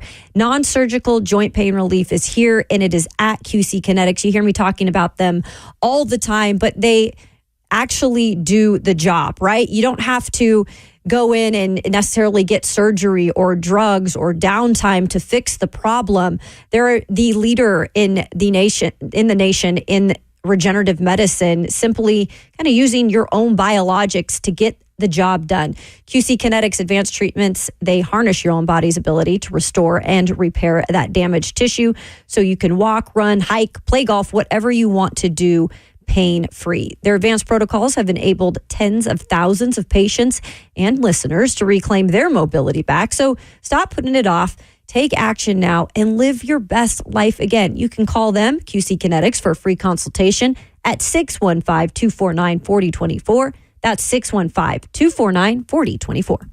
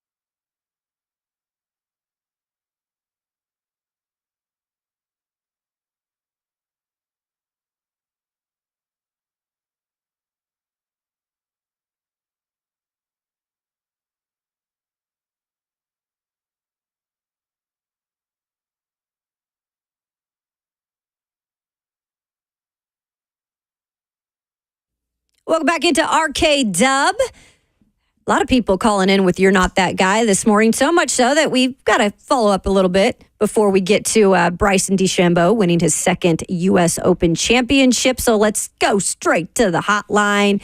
We got our man Micah in Nolensville. Micah, what's up? All right, so my Not That Guy this week is the Florida State fans when Tennessee rolled through this weekend. And after they rolled through this weekend, they had that Florida State comeback win, where some Florida State fans thought that Tennessee had a check swing there, which clearly didn't. And they're just trying to take a good comeback away from the Tennessee Volunteers who rolled through this weekend. So Florida State fans who complained about that check swing, you're not that guy. You're not that guy, pal. Trust me. You're not that guy. That's a good one, actually. It is. I can see where Seminoles are this morning, though, because they're like, he swung all the way through. Right. He almost knocked the third baseman over with the swing from the swing. And they're still in it. Look, and that's a good team. Florida State is a good team. You hard to beat them twice. I know. But we feel you, Micah. Yeah. Good job, Micah. I like that one. All right. Eric in Nashville. Eric is known, Eric. Eric's known for his really interesting You're Not That Guy. So I'm clearly interested to see what it is. Let's hear this. So, guys, first of all, I just want to say I hope all the dads yesterday had a great, fantastic Father's Day. You need to cherish your dads while they're still around because one of these days they'll be gone. Of course, my father is no longer around, so do that. And, Brad, one quick thing about the guy that you mentioned, it was his second arrest within a month because I believe he's also been previously arrested for domestic violence. So, So, guys, man, I try and stay comedic and all this type of stuff and have a good time and have fun. But I saw something last week that just made me angry, and I hate to get political, but unfortunately it'll probably delve into political a little bit, guys. And that's last week we had a congressional softball game where 8 climate change protesters ran out to the field and disrupted the game. Of course, they were arrested and quickly taken away. Look, I have no problem when people are upset about things that go on in our country. If you want to protest, you've got every right to do that, whether it's against our government, democracy, the war, abortion, trees, the weather, animals, whatever. You got every right to be mad and protest. But you don't have a right to do that where you're disrupting other people's lives, whether they're trying to have fun, whether it's at a sporting event, a concert, or you're just going out blocking traffic when people are trying to either go to work or you never know if somebody has ambulance, that somebody's real sick or near death, and that could be your relative on that ambulance, whether you're your parent or your child, and you don't know that because you're blocking the streets. You don't have a right to disrupt people's lives. And I'll tell you what, guys, it's getting to a point where one of these times these protesters are going to push the wrong person and wind up getting hurt. And because they're going to make somebody mad, may take the law into their own hands. And what really makes me mad about this is when these people are arrested and right back on the streets and go back to the same place that did it and doing it again. They need to be prosecuted to the fullest of the law. And until you do that, it's going to continue. So protesters and people responsible for prosecuting or punishing them, you are all not that guy. I'm sick of it. Guys, y'all take care and we'll talk again soon. You're not that guy, pal. Trust me. You're not that guy. Dang, Eric. See you, Eric. Dang. Yeah, that's bringing some heat. Yeah. I didn't even know it was a congressional softball game. Yeah, I did not know that either. But the thing is, Kayla, I think that with everyone having a platform because of instant access media, I mean, I don't think it's a bad thing necessarily. I mean, it's a way for you to get your voice out to the masses if you don't necessarily have a voice that can attract the masses, right? You can still grab your phone, or in this instance, we've seen people take a stance at graduations. We've seen, any sort of instance where there's a lot of eyeballs on something, it then seems to open up an opportunity for someone to kind of get their message out there, good or bad. Right. I can see what that would be disruptive. It's definitely elevated nowadays, right, with social media. But along with that comes like positive things. And I know last night after Bryson DeChambeau won the U.S. Open championship, and his first win was in 2020, he told fans as he was making his speech, holding up the trophy, that he was going to stay and he wanted everybody to touch this trophy last night. He said the gallery was so incredible for him all weekend that at Pinehurst that he wanted everybody to be a part of it. And my goodness, I hopped on social media this morning and I saw all the clips. He seriously did that. He stayed until it was like dark and there was nobody left in the gallery signing autographs, letting people touch the trophy. And I'm going, this is a guy that at one time was looked at as the Frankenstein of golf. He did things weird. Yeah. He was a little bit off-putting. He said some stuff that didn't always vibe with people. And he has kind of like reinvented himself a little. I'll be the first to admit, I had a really hard time last night rooting for Rory and him. I didn't know who to pick because I like both of them. And they're both, opposite sides, PGA, Live Tour. But I kind of have become a fan of Bryson DeChambeau, and especially after this win yesterday, which, by the way, Brad, in great fashion on 18 with the up and down. Absolutely. You're talking about what seemed to be easy birdie putts that turned into be some trepidation. You're talking about two guys that are obviously the tops of their sport hitting into the rough on the 18 hole, which then caused some more controversy or craziness, right? But I think that we quickly became fans of Bryson DeChambeau when he hit that bunker shot right onto the green, which was like almost just feet away from the cup. Incredible. And him trying to table those emotions, right? He wants to scream. Oh, yeah. Like if that was, if I made a great block, I'm like, yeah! Exactly. But you can't do that. You can't do, he isn't a Happy Gilmore. Exactly. So you can't be out there just, He's got to hold it together for at least a second. Right. But then to hear the crowd when that ball went in on that last shot and his elation at having won it. What a great feeling. And we all could feel that for him and with him because he did have to come back. Just like when Florida State was leading the Vols for most of the game. I'm sitting there thinking, golly, man, Tennessee's coming out of the loser's bracket.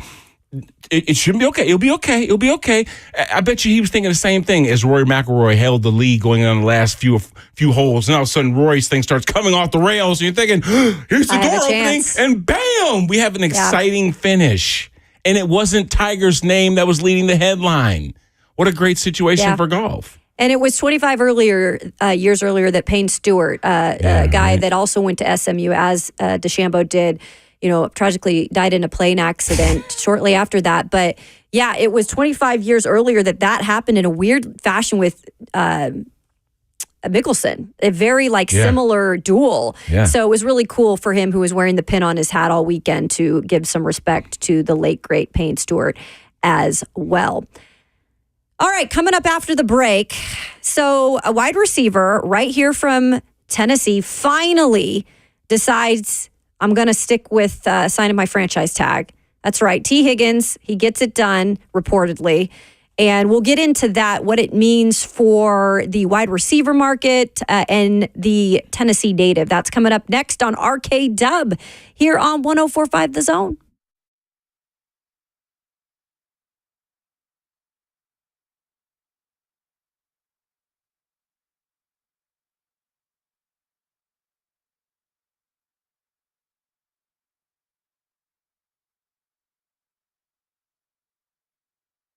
Fellas, if you're often feeling tired, notice a lack of motivation and drive, or weight gain and loss of muscle mass, these could all be signs of low testosterone levels, all right? Don't wait. Find out, because at Low T Center, they make it easy to get your levels checked. It's just a simple blood test, and with their on-site lab, you'll get your results back in about 25 minutes. Low T Center, it's not your typical doctor's office. It's a concierge medicine for men.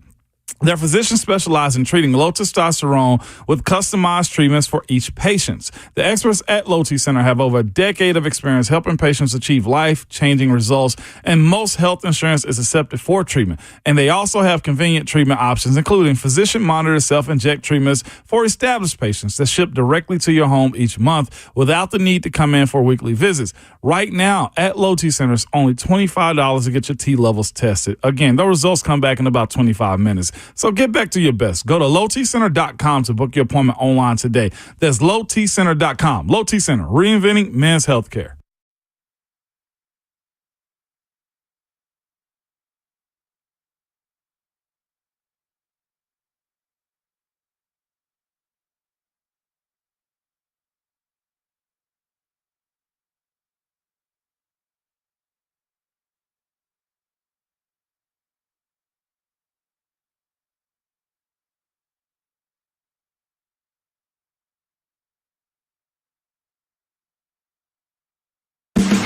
This is your Off the Track Racing Report, brought to you by State Water Heaters. Blaney's back. Defending NASCAR Cup Series champion Ryan Blaney returned to his winning ways on Sunday by capturing the Iowa Corn 350 at Iowa Speedway. It was the first ever Cup Series race at the track. Blaney led the final 88 laps of the race after taking just 2 tires on his final pit stop. He won by 0.7 of a second over William Byron, who couldn't make a serious charge in the final laps. For Blaney, it was his first win of the season and the 11th of his career. He also became the first driver to win all 3 NASCAR National Series at the track, including victories in the Truck and Xfinity Series. The Cup Series heads east for its next race, the USA Today 301 at New Hampshire Motor Speedway. Broadcast coverage begins at 1:30 Central Time on USA Network. This has been your Off the Track Racing Report, brought to you by State Water Heaters. I'm Liz Allison. If there's anything that I don't like, it's not having enough hot water. That was me way too often until I switched to a State brand tankless water heater. Not only do I never run out of hot water, but I'm saving on my utility bill every month. State Water Heaters makes gas and electric, standard efficiency to high efficiency water heaters, and of course, my personal favorite, tankless water heaters, where the hot water never runs out. Visit statewaterheaters.com and click on the Find a Local Installer link on the main page, and you'll be on your way to owning your very own State brand water heater, just like me.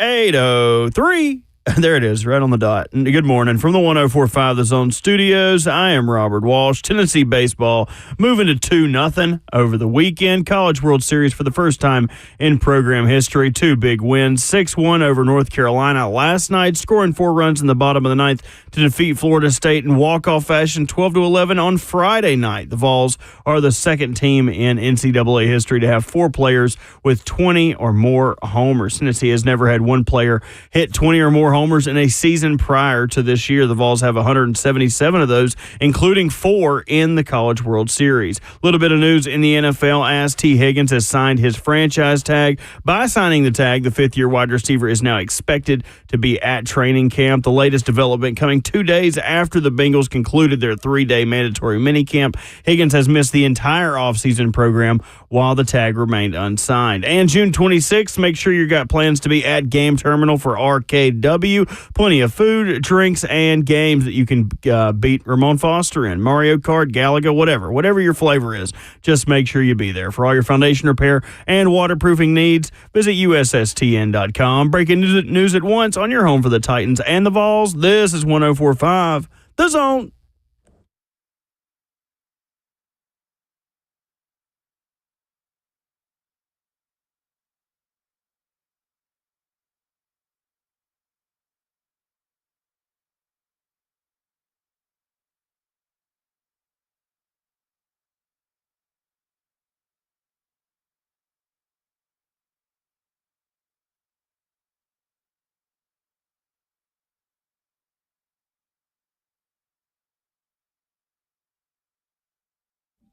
Happy Monday morning to you. It is a fine Monday morning here on Ramon, Kayla, and Will. We did a little remix in the building today. We've got our good friend, Brad Hopkins. Wiki. That's right. We've got Robert Walsh. Now, that's the same mix back there because he's mixing everything. So we had to have him back there and give him a lot of props because he made it here. And I had a little bet that I was like, if both of y'all don't make it back here on Monday, it's going to be the Kayla show, and that is not going to be good because I'm going to go off track. I probably won't return to this building because it will go into, Kayla's secrets from the past and all my stories that probably aren't made for radio air. No, that sounds like a biography. I'd love to hear that. The Kayla show. You've had me on a podcast before, Brad, so you got a little taste for kind of the things I don't always get to talk about. So that would have been interesting. Those actually are in the archives. And now that I'm more of a fixture here, I know. That episode is going to come out, Kayla, you and I doing our conversation. Yes, on the hop. Yes, on the hop. So look for Sooner it because later. it is actually a really cool podcast where you've already talked to some great people that I will be listening when those do come out. Kayla Anderson here driving the ship. Ramon and Will off today, and we're off and running because it's already hour 3. I cannot believe it. We have a little Titans talk coming up in 15 minutes. We'd like to get your thoughts on that. 615-737-1045. You could also follow us in the stream platform. We've got the F&M Bank chat up and going this morning. We are on YouTube. We are on Facebook. We are on Twitter and Twitch. Twitch, please. I was just How do you like them apples? No, you can have it today. He said you can have it. That's fine. I'll let you get it. You can tell Bert is like, we're gonna have to feed him some caffeine back here over the next couple of hours to get him through it. Bert's coming back obviously from Ron Slay's wedding in Long Beach. Looked like a beautiful ceremony, and congratulations to Ron Slay and his beautiful wife. Guys. That is awesome. Yeah. Looks like you guys had a lot of fun. Somebody else having some fun, Brad, because at least for right now, he still has the future to be determined because he probably wants to get a bigger paycheck in the future. But the Oakland Ridge, Tennessee native, T. Higgins, we know him. We talked about him even possibly being a Titan maybe this year. That didn't happen, but Tyler Boyd came over here, his teammate. Looks like T. Higgins is going to stay in Cincinnati. Adam Schefter of ESPN reporting that he has signed his $21.8 million franchise tag, but his future unlikely with the Bengals. They can negotiate a long deal until July 15th. Doesn't look like that's going to happen though, Brad. Yeah, I would figure T. Higgins is one of those T. Martin. Wow. I know. We're going old, past, right? You said balls, so yeah. Anyway, but T. Higgins doesn't necessarily fit into the category of a Justin Jefferson, of a who's the next guy to get down there in Dallas? And CeeDee Lamb. CeeDee Lamb, yeah. Right. So, Tyreek Hill. So you're not going to get that caliber of contract, I don't think. Mm-hmm. So then where do you find that sweet spot to not overpay for a T. Higgins? Is T. Higgins a commodity? I think so. Yeah. I think that he was a weapon that Joe Burrow used sometimes in just taking attention away from Jamar Chase. Remember, it was he, Tyler Boyd, T. Higgins, the big three up there running this fast break type offense that Joe definitely showed his abilities with. But I think that when you're trying to find how to compensate a player that, I'm not going to say he's a role player, but he wasn't the guy, the X, so to speak. So I just think that showing him some love, so to speak, and giving him a little bit of cash, him being able to get into the market next year, if he has a good year this year, it's an opportunity for him to, one, get paid. Now, it isn't a long-term situation. Like what players want to have is a contract that extends itself multiple years. But then with this contract, you can at least get paid for this year, have the kind of year that you suspect you will have, and then go back and then have this conversation with some teams that are really hungry for talented players such as yourself and what you proved in 2024. Yeah, and it is interesting because you have Jamar Chase there, like you mentioned. He's clearly the dominant number one, but I think a lot of people do ask, and I think that's why Titans fans were interested in possibly, having him come here this year. That did not play out, clearly, but because you thought, oh, shoot. I mean, before they signed Calvin Ridley, could he possibly be a number one here? Yeah. And you look at his on the field, when he is on the field compared to off. So for the Cincinnati Bengals, I felt this was interesting, Brad Hopkins. His pass percentage when on the field, his quarterback's pass percentage, 71%. When he was off the field, 53%. When T. Higgins was on the field, touchdown to interception ratio, 78-30. When quarterbacks had him off the field, 39-21.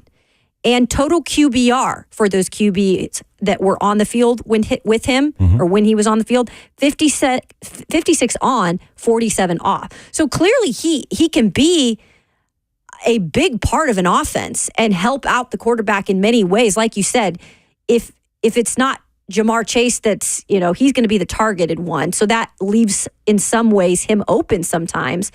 You could even think maybe next year, if you don't have D-Hop here, maybe D-Hop decides to move on. Maybe they bring him back. We don't know yet. I see where you're going. Do you bring T. Higgins back? T and Tyler that have run Brian's system previously. But then again, I think D-Hop, circling the drain affectionately, because it happens to all of us. Yeah. His career obviously coming to a conclusion more than it is, to an apex. I think he'd sign as many years as he possibly could to at least give the Titans an opportunity to win a championship and say you went out on a good note. Yes. It's one thing about reinventing yourself and learning a new system, but you're also learning new dudes, being a part of a new dichotomy of sorts. And I think that when you look at DeAndre Hopkins coming to the end of his career, closer than has been to this point, he might consider, hey, is Nashville a good place for me to settle roots? Because a player of that age, you start thinking about that now. Which he's 30, right? Right, exactly. Yeah. So you're thinking, do I want to go back to where I came from? Maybe where I grew up, or do I want to go back to the city I spent most time in, to where I can get most value for my name? Or when I'm looking at, quality of life. You're looking at maybe tax implications. You're looking at, just the growth of a city. How about school systems? If you've got younger kids, you start thinking about these things and where you're going to settle in. And guess what? Nashville is a wonderful place. Yeah. I played 5 years in Houston before finishing the next 8 here in Nashville. I'd be sitting in Houston on my porch, Kayla, wondering, man, what's going on in Nash Vegas, man? It's not as humid up there, trees, hills. I love it. And I ended up moving up here and staying up here and retiring up here. I'm guarantee you D-Hop is on that same, at least, mental conversation. Yeah, and if he can continue to produce, and we already know the chemistry him and Will Levis have, I could see him definitely coming back and them extending his contract. That's a great point. I'm glad you brought that up, the relationship that he and Will have, because how much did Will lean on him last year? A lot. And I thought that D-Hop did a great job of not being like this D-Hop that like would jump on a young quarterback for not putting the ball where it makes it easy for him to catch, or catching him in positions to where he can catch and run and be athletic with the ball. He was helping him along, helping his young quarterback, and Will trusted him. That's why Will went to him so much, because they started developing that chemistry and rapport to where, hey, if things start breaking down, where's Hop? Where's Hop? Where's Hop? Oh, there he is. Bam! Whether it's 40 yards down the field, he's still going to find him. Not only just in the underneath stuff where you normally would see D-Hop. So tremendous connection. I would expect that to take off and take another step this year, and maybe even have Will develop some rapport with other players like that. Yeah, absolutely. That's what you want to see, especially some of the new guys that look to be big weapons coming up here for the Titans wide receiver room. Speaking of the Titans, Brad, so who needs to have a big training camp? And I'm not going to downplay that word. I mean, who needs to have a big training camp that possibly needs to contribute as a starter, whether that be a rookie or a second or third year player? We'll discuss that, and we'd love to get your thoughts on that. 615-737-1045. It's RKW here on 1045 The Zone.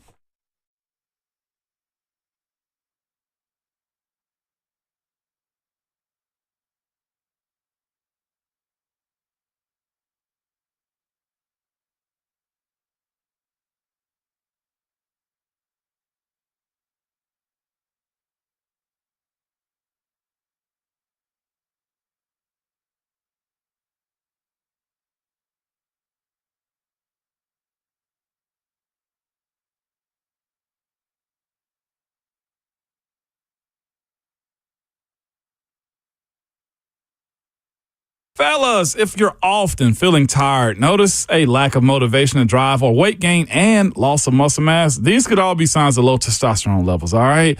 Don't wait. Find out, because at Low T Center, they make it easy to get your levels checked. It's just a simple blood test, and with their on-site lab, you'll get your results back in about 25 minutes. Low T Center, it's not your typical doctor's office. It's a concierge medicine for men. Their physicians specialize in treating low testosterone with customized treatments for each patient. The experts at Low T Center have over a decade of experience helping patients achieve life-changing results, and most health insurance is accepted for treatment. And they also have convenient treatment options, including physician-monitored self-inject treatments for established patients that ship directly to your home each month without the need to come in for weekly visits. Right now, at Low T Center, it's only $25 to get your T levels tested. Again, those results come back in about 25 minutes. So get back to your best. Go to lowtcenter.com to book your appointment online today. That's lowtcenter.com. Low T Center, reinventing men's healthcare.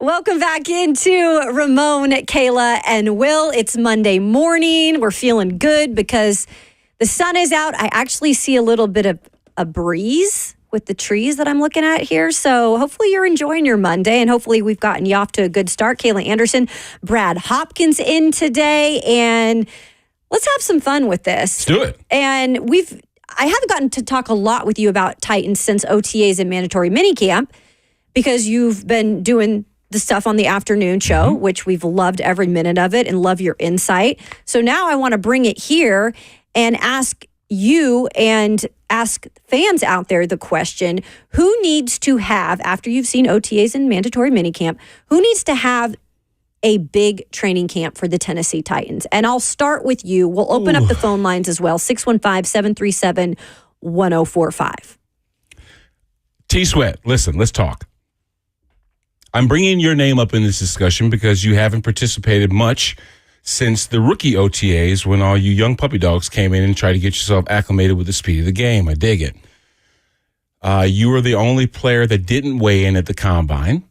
Okay, got that. We all know that you've been told that 15 pounds, if you lose that, you could be a Hall of Famer. And maybe these things can be true. Second round pick is you don't just look at that like anything else. That's a second pick of the draft. 38th, I think that's where Tavondre was That's picked, right, the top of the second. So there is a level of expectation for him. Now, does he have to come in and be Jeffrey, Big Jeff? No, we've already got one of those dudes, but it'd be great to have two of them, right? So the fact that we're dealing with some injuries, I like the fact that he's still in the building. It's not like he has a choice. He's a rookie that's unhealthy, so he has to be in the building. There's no brainer about that, right? But I do want to see him manage his weight. I do want to see him, take advantage of this opportunity because I do think that he can be an exceptional player. He is massive. Oh, yeah. But I will say that fatigue makes cowards of us all. And if you're not in shape, then it doesn't matter how big or strong or fast you are because you'll only be able to do so much for so long. They want T-Sweat to be a 3-down guy, right? Be on the field for 3 downs and get out the field. I think he needs to be. But at this point, I don't know that he could be. I remember we played with a guy. I didn't play with Doug Williams, but Doug was an interior defensive lineman before I got to the Oilers back in the early 90s. This dude could blot out the sun. He was massive, Kayla. But guess what? You can only get 2 plays out of him. Unblockable for 2 plays. You got to have 4 hands on. You couldn't get that third down. That third down, he is on the sideline on a knee, helmet coming off. We've seen players like that. And sometimes it could be a liability. So I want him to find that sweet spot of still feeling strong. And the reason why I sympathize with this is because guess what? I was 346 pounds my second year in the league. That's right. You can talk about weight specifically, right? Big as a house. Sure. My butt looked like a sack of pool balls. But I'm going to tell you this. When I started losing weight, Kayla, when I started realizing that stamina was almost as important or more important than anything else, because I ended up realizing I'm playing the fourth quarter at the same level that I played the first quarter when I started the game. And by that time, guys are getting tired. Technique and everything else going out the window. Hands on knees, that kind of stuff, breathing through your mouth.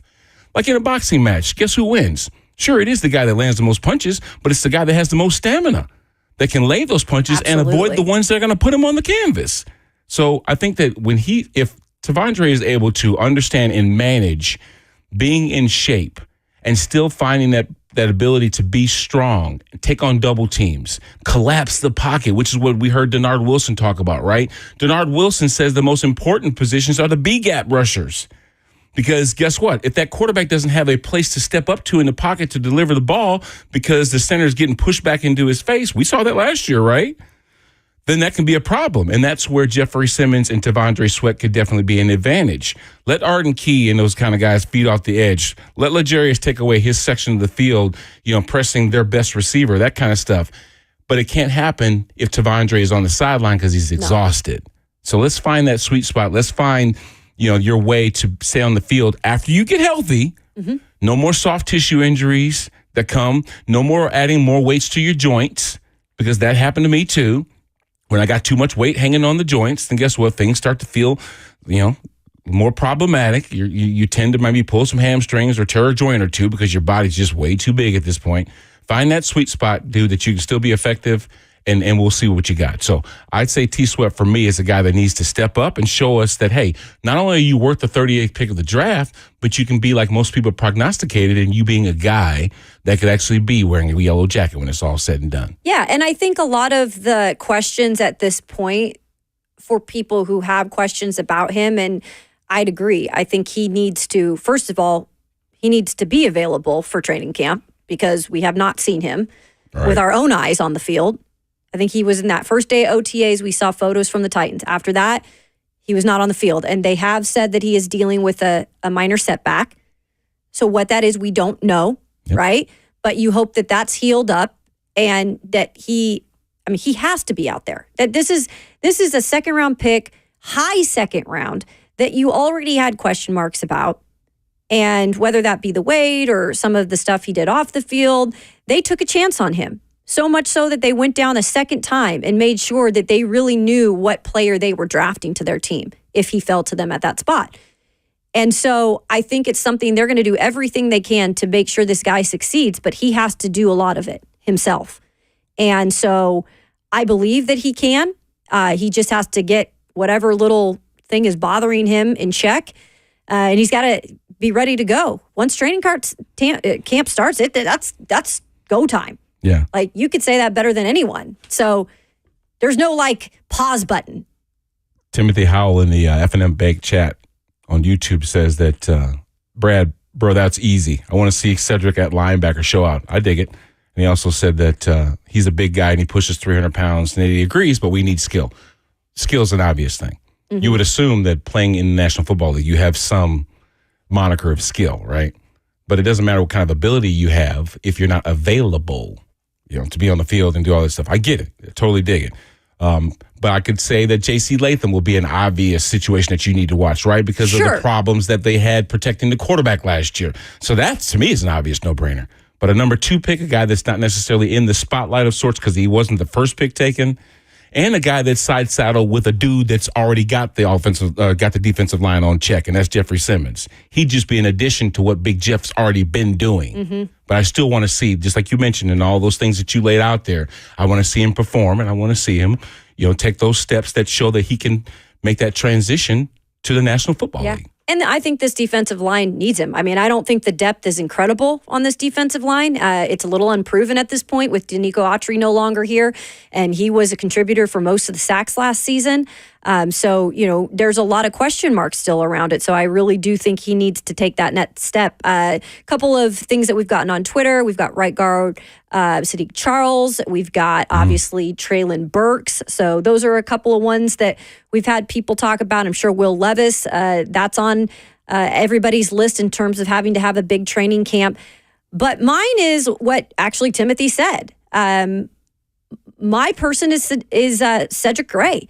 Is the 4th round pick. I keep thinking, Brad, I keep forgetting they did not have a 3rd round pick. Nope. He, though, appears to me to be a guy who could be a 3rd round pick. He obviously fell to them in the 4th round, and they went and got their linebacker, which they so greatly needed because there are question marks at that position, too. You bring in Kenneth Murray from the Chargers, maybe a little bit question mark of a career up to this point. But Frank Bush, the linebackers coach, says we're going to let him free this year. We're not going to have him think so much, so maybe he can have more success in this defensive system under Denard Wilson. But Cedric Gray is a player that is known for his smarts. He was a leader at North Carolina. He stayed at North Carolina when he had offers to go somewhere else. He's just that type of player you want on your team. There's been conversations about him wearing the green dot in year 1. I don't want to get to the green dot thing yet. I want to just see him be able to get to the point as a player where coming out of training camp, he can win that job over Jack Gibbons, because I do think he's probably more so the guy with the more high ceiling. Frank Bush told me this last week when they wrapped up OTAs about Cedric Gray. Well, he started out a little bit slow. Had to get his legs underneath him, but his brain's always been good. So he was able to pick up the system and learn what we were doing. Now it was a matter of how we were doing it. And now over the last couple of weeks, he's starting to show signs that he understands what it is. His technique is getting better, and he's starting to make a few plays. When it comes to Jack Gibbons, obviously he's been here. I think we're good on that part. Yeah, thank you. I did ask about Jack Gibbons and Kenneth Murray as well. Mm-hmm. Which, with Jack Gibbons, he specifically talked about his smarts, right? We all have maybe said, okay, Jack Gibbons not as gifted athletically, maybe, not as fast, but he has worked his butt off to be the guy he is and played a lot for the Titans last year. But I think a lot of people want Cedric Gray to be the starter. I think people are rooting for him to be the starter, and I think he has an opportunity to be that guy, but he's got to have a really good camp. I think right now he's a little behind, like Frank Bush said, and rightfully so. He's a rookie. He's learning a whole new kind of level of play. And Cedric Gray said himself to me when I talked to him that day, Brad, he said there's been a lot of learning in terms of the playbook. The speed is so much more different at this level. He said technique has been different. It can make a difference in how you make one single play, which has been something he's had to relearn. And he said the biggest thing that has been a shock to the system for me is that he's used to being the man. He was used to being the man at UNC, the leader, the guy that everybody looked up to, and he was able to make those plays. And he said, this is a complete reset for me. And so all of that stuff from Frank Bush and Cedric Gray makes me think he can do it, but he's got to have a big camp to be able to succeed at the start, being a starter at least out of the gates. I would agree with that. And you're right. There is a lot on a young man's plate that is used to being the quote-unquote guy. But you also understand now that you went from being the oldest dude in the locker room, Kayla, you're the baby. Yeah. You're the puppy dog. There are guys that have kids that are half your age that you're playing with right now. Exactly. You see what I'm saying? That aren't thinking about, man, I got to go to Cabo this last couple of weeks before training camp. No, they're thinking about spending time with their 12-year-old before Little League starts or something like that. It's just different for different players. But there are maybe even a couple of guys other than Cedric. I'm thinking that, like you just mentioned, a guy, Kenneth Murray. Sure. Kenneth Murray was a first-round draft pick just 4 years ago, right? And he was a beast coming out of Oklahoma. I thought for sure we'd have known more about him to this point, and maybe he's coming to Nashville to have a new lease on life and see if he can't get things started, jumpstart his career for a guy that's a first-round pick. Sebastian Joseph Day. He and my son Bryson have rings together as Rams. Defensive line. Exactly. So you think he's not tasked with coming in here and filling in some of what Danico Autry did and what this pass rush is going to need to be able to do to be able to get off the field on third down? So there are a few people, but Cedric, definitely. That was a great point that you made. A guy that was a veteran in college, made a lot of plays, had a lot of people leaning on him, all eyeballs on this guy to be that dude, and now you got to come in here and try and find your way of sorts. Gibbs is at least a free agent that understands. I'm saying free agent. That's how he came to the league. Yeah. He wasn't drafted, but he's a guy that has been a veteran and understands how this thing works. Now, if that experience can somehow keep Cedric Gray on the sideline, that's not a bad thing to have. Mm-hmm. Because that means that Gibbs is doing some things that kept this, which would normally, it was the third pick for us, even though it was in the fourth round, because like you just mentioned, we didn't have a third round pick. Yeah, you keep thinking it was. Right, but you're keeping that guy on the sideline right there for a lot of people that want to see him get on the field sooner than later. That's not a bad problem. You got depth at least in the linebacker spot. So he brought up the speed of the game has been the biggest difference, and this isn't even game stuff yet, right? We're talking about practice. We're talking about No, OTA. Yes, we there? did. I just went there. We're talking about, OTAs and mandatory minicamp and the speed he's admitted is a different level. How long does it take for these younger players to adjust? And is it different for different positions? Okay, so if you've got Denard Wilson, who understands having been coached by guys, that have that kind of experience, he says, I'm going to make the process easier. I want you thinking less and reacting more. So what I'm going to do is design a system that doesn't make you think so much. It's one thing to be able to go up to the line of scrimmage with a few plays in mind or, a few different options depending on what your look is that you see. But when they say, hey, look, make your read and react. You see what it is. Let's go. Okay. And that's what I think that these guys are now working with. and also being able to get yourself adjusted by having coaches that don't mind answering questions because they can coach you. Sometimes coaches yell at you and they don't want to answer the question. Do you know why? Because they don't have an answer. Great point. It sounds crazy to say in the National Football League where you got coaches that are not doing their job. That's a really good point. 1,000%. I'm going to yell at you and scream at you and act like a butt because you don't know what you're doing because I don't know what you're doing. Mm-hmm. But if I eloquently know exactly what you're supposed to be doing, I'm not anxious because I played the position or at least I've been in that atmosphere before. I can tell you, line up right here. Look at this point right here. Look at the backfield. Look at your cues that you were studying all week on the tape that we watched. Okay? And then let's just go. And don't feel afraid to ask me questions because that's how we all get better. If you sit there with your lips zipped and you run the wrong play and you do something that costs us a game or a play, that's dumb when you could just open your mouth and say, hey, look, where am I going? What am I doing? Yeah. You know what I'm saying? And feel comfortable to do that. Yeah. And the coach actually is like, okay, yeah, let me answer. Well, this is what you're going to do. Yeah. Now, I will admit it that sometimes you just don't have that luxury. Like we were talking about earlier in the week, how they were taking time during practice, Kayla, to stop and to make these adjustments during practice, right? Well, sometimes the pace is going so fast and you've got so many things to get in, especially during the season. Mm-hmm. You just don't have time to go back and address something individually. That's something that you need to take a look at in the film room because, look, I got 12 more plays to get through in this period, and I'm already down 5 minutes. You see what I'm saying? We've got to work together. So I can't just individually take every single thing that goes on, but if I can limit those questions that you have by putting together a system that allows you to think less and react better, now you're going to be a more accomplished and a person that's in a better position to make a play. Yeah, and that's why I'm excited to see, these guys that we've been pointing out, what can actually happen just with new staff. Looks like, the mentality a little bit different. And every staff is different. So I think it'll be interesting to see how some of these guys develop as quickly as training camp. Brandon, we'll get to your call coming up after the break. And we'll also get to my theory on why Game 5, going into Game 5 for both the NBA Finals and the NHL Final is a little bit weird to me that it even got to that point. That's coming up next on RKW here on 104.5 The Zone.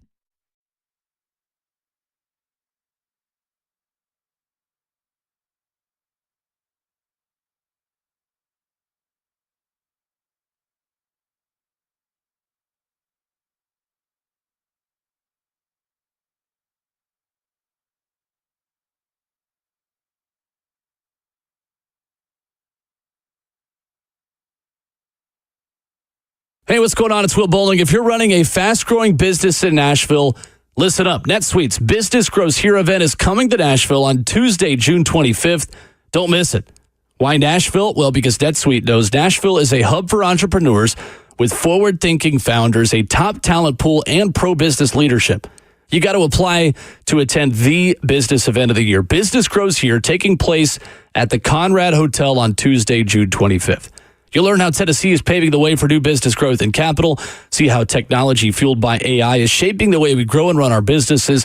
Plus, you'll be inspired by leaders who have built and led billion-dollar businesses, like Jamie Simonoff, founder of Ring Video Doorbell, and Burke Nihill, CEO of the Tennessee Titans. NetSuite by Oracle, Business Grows Here. It's free to attend if you qualify. So just apply right now to find out because seats are going quickly. Block out your calendar. Tuesday, June 25th. Apply right now at netsuite.com/Nashville. netsuite.com/Nashville.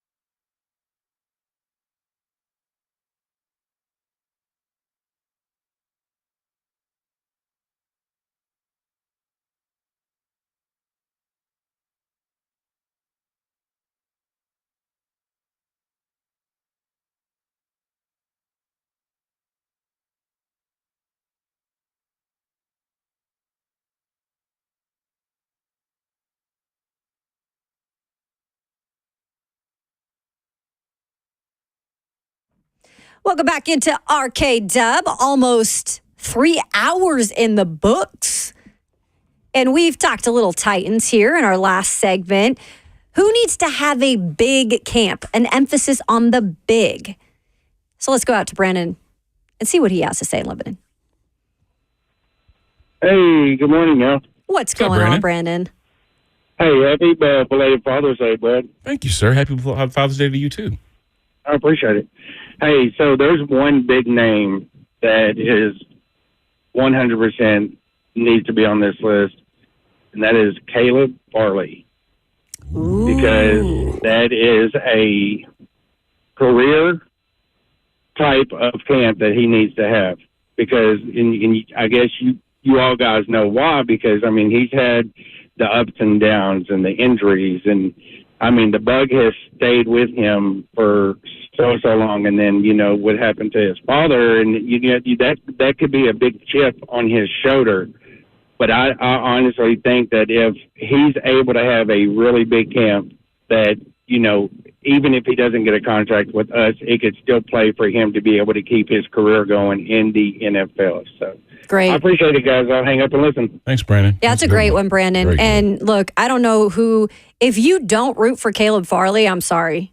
Like, I really am. Like, he is an incredible kid who is, and I say kid, I should say young man, but I think of just all the stuff he went through as a kid.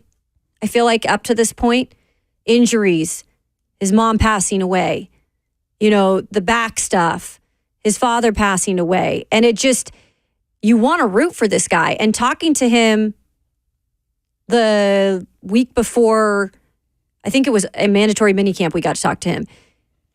The thing that stood out to me is I feel like he felt like, you know what, I actually feel good for once. Like, my back is feeling good. I feel like I'm out here. Like, I'm taking steps forward. I'm taking steps in the right direction.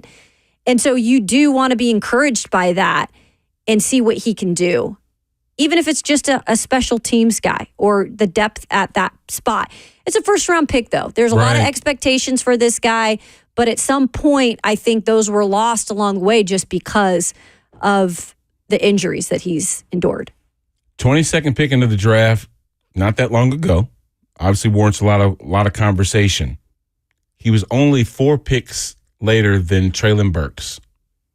They are in similar situations in that there were a bunch of veterans brought in this year at that position that were brought in to do a job that unfortunately these younger players weren't able to do.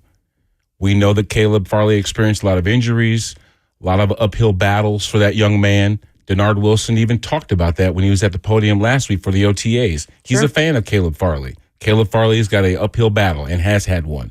Chidobe Awuzie, Cheeto's in there now. Obviously, we talked about L'Jarius Sneed, him being able to have that ability to take away your best receiving option. It's the same thing almost with Treylon Burks having to deal with now that DeAndre has Tyler Boyd and, of course, Calvin Ridley as starters on that offense. He's going to have to fight for whatever opportunities that he has to be able to showcase his skills as a first-rounder. So throw in the injuries and all that add a bigger degree of difficulty for him than Treylon Burks, but they're still, Kayla, in very similar situations where they were first-round investments that just have not lived up to the billing yet for whatever reasons, right? And are now tasked with fighting for scraps now that they've moved on and brought in older players to play at those positions. Exactly. And that's why I just think him being healthy and him actually being out there, like, it is an opportunity for him to try to, at least if he doesn't make, the team next year, if he's not re-signed or, because the 5th-year option has not been picked up at this point. That was reported by Jeremy Fowler a couple months ago. At least maybe have a chance to do it somewhere else. That's yet to be seen. What is also yet to be seen, who wins the series, the championship series for both the NBA Finals and the NHL Finals. What we do know is there is going to be a Game 5 for both. With the NBA Finals, Game 5 happening tonight back in Boston. An embarrassment for Boston in Game 4 as the Mavs just destroy the Celtics 122-84 over the weekend. Meanwhile, the Oilers completely put the smackdown on the Florida Panthers as they put them, away from being swept. The Oilers could have been swept in their game 4 in Edmonton, and they won 8-1. So this brings me to the theory, now both Florida, for the NHL Stanley Cup playoffs, will play at home, and the Boston Celtics will play at home. So did these teams just bomb game 4 because they wanted to go back home and win it? No. I couldn't help but draw similar parallels to this situation. Kayla, I don't know if you can actually do this. I don't think it was an embarrassment for the Boston Celtics to get just boat raced like they did. You think it was the Mavs actually being able, they finally figured out we need to play defense and... Well, no, I don't think it was the Mavs trying to figure it out. I think it was somebody saying, hey, look, this series is about to be over. We've got television money that we still could be making, and you guys are going to end this series almost a week and a half premature. Are you kidding me? We got more ratings to get. We got more cash we have responsibilities to these vendors and supporters. So you guys better take it back to Boston. What are you talking about? I mean, these games haven't even been close. And all of a sudden, the Mavs come up and just lay the smackdown on them? Like the Boston Celtics had never even played basketball before? Stop. That was coordinated. I'm not going to say that the league can pick up the bat phone and say, hey, look here, Celtics, you better take the gas off right now. Yeah. Take this a couple more games. Same thing, right up in Edmonton. They can't do that. But, it's like asking champions to be less competitive. Come on, man. Let them get into the game a little bit. Make it more of a game. It is weird, though, isn't it, that both teams got not just beat, but they got blown out. Out. And in hockey, too, in a Stanley Cup final at that, 8-1. Yeah, because guess what? If the Celtics would have tried, would they have lost that big? No. If the Celtics would have tried, it might have been a game, and the Mavericks might have come up winning because they were at home. But to be boat raced like that, to be just stomped in the butt like that, come on, man. There's no way in the world that they didn't do that on purpose. It was wild. Well, the Boston Celtics, a chance to win it all tonight in Boston, and then the Florida Panthers with a chance to win it all down in Fort Lauderdale area on Tuesday. We are in the fourth hours. Put those 4s up. If you're driving, though, don't do that. 2 hands on the wheels. And we've got a little reset of the headlines. The Vols coming up with a big weekend in Omaha. How are they now looking forward with a 2-0, series in a way, domination right now over the competition? They're in the winner's bracket. And also an interesting situation. Tom Brady with some harsh words of development in terms of quarterbacks. We'll get to that and get Brad Hopkins' thoughts on that coming up next on RKW 104.5 The Zone.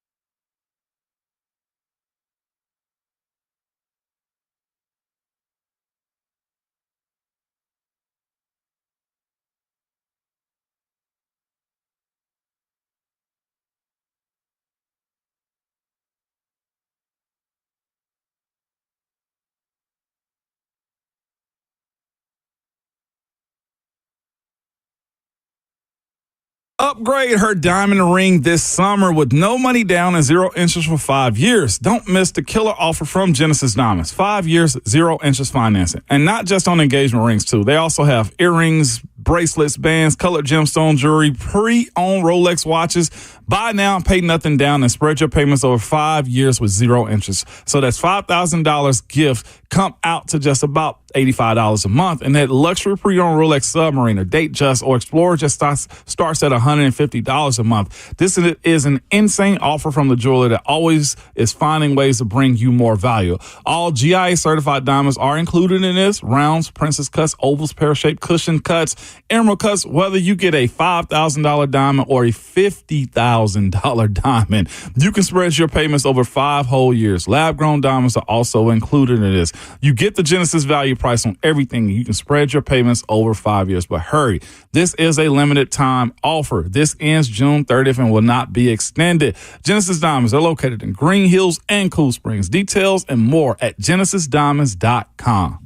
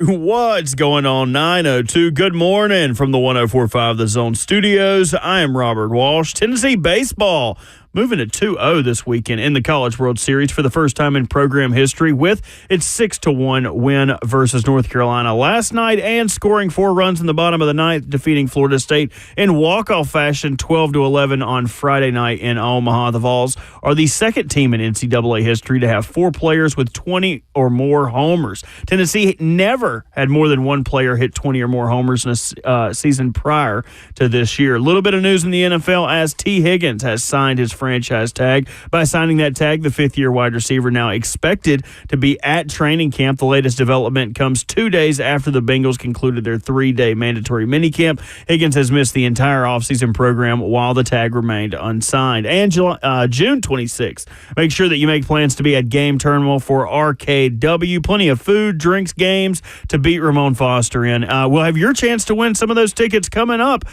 Stay here to listen. For all your foundation repair and waterproofing needs, visit USSTN.com. Breaking news at once on your home for the Titans and the Vols. This is 104.5 The Zone.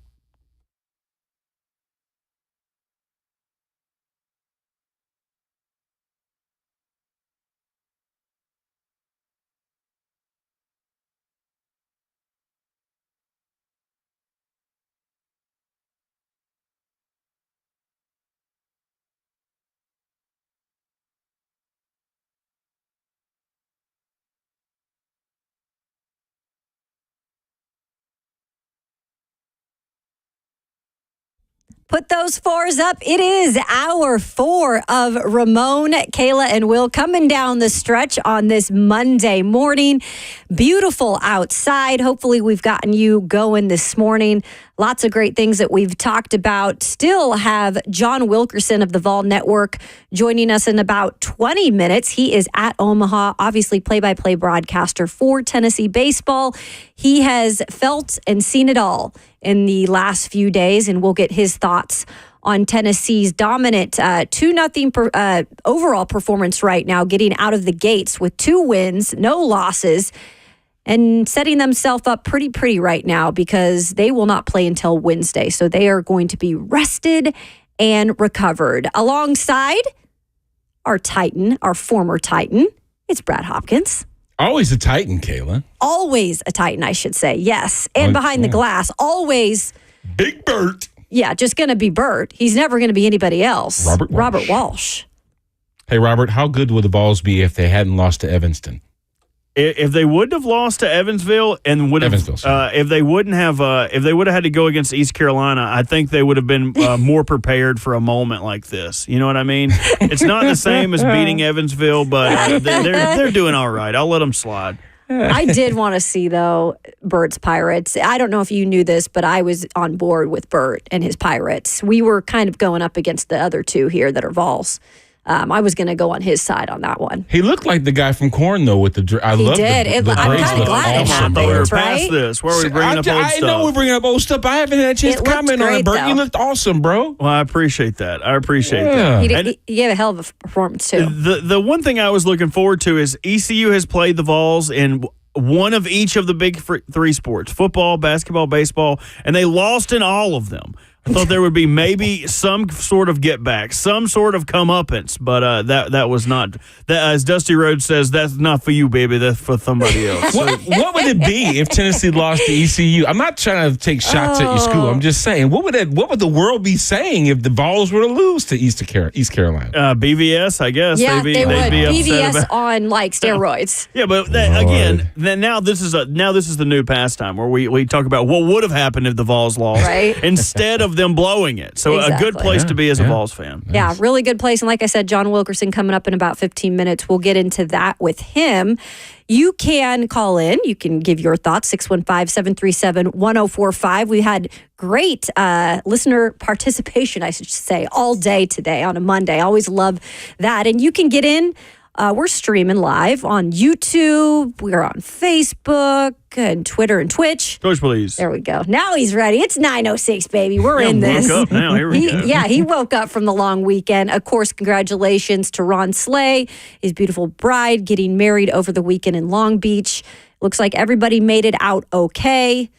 Ramon Foster, he'll be back tomorrow. Will Bowling, he's down in the Bahamas doing some track stuff. So we'll all be back on Thursday. But right now, we're going to relish the opportunity of having Brad Hopkins in studio. And I did want to get your thoughts on this because Tom Brady, over the weekend, talked to Charles Robinson of Yahoo Sports. And Tom Brady, who's going to take over for the #1 lead chair for color in terms of Fox broadcasting and doing NFL games this next season.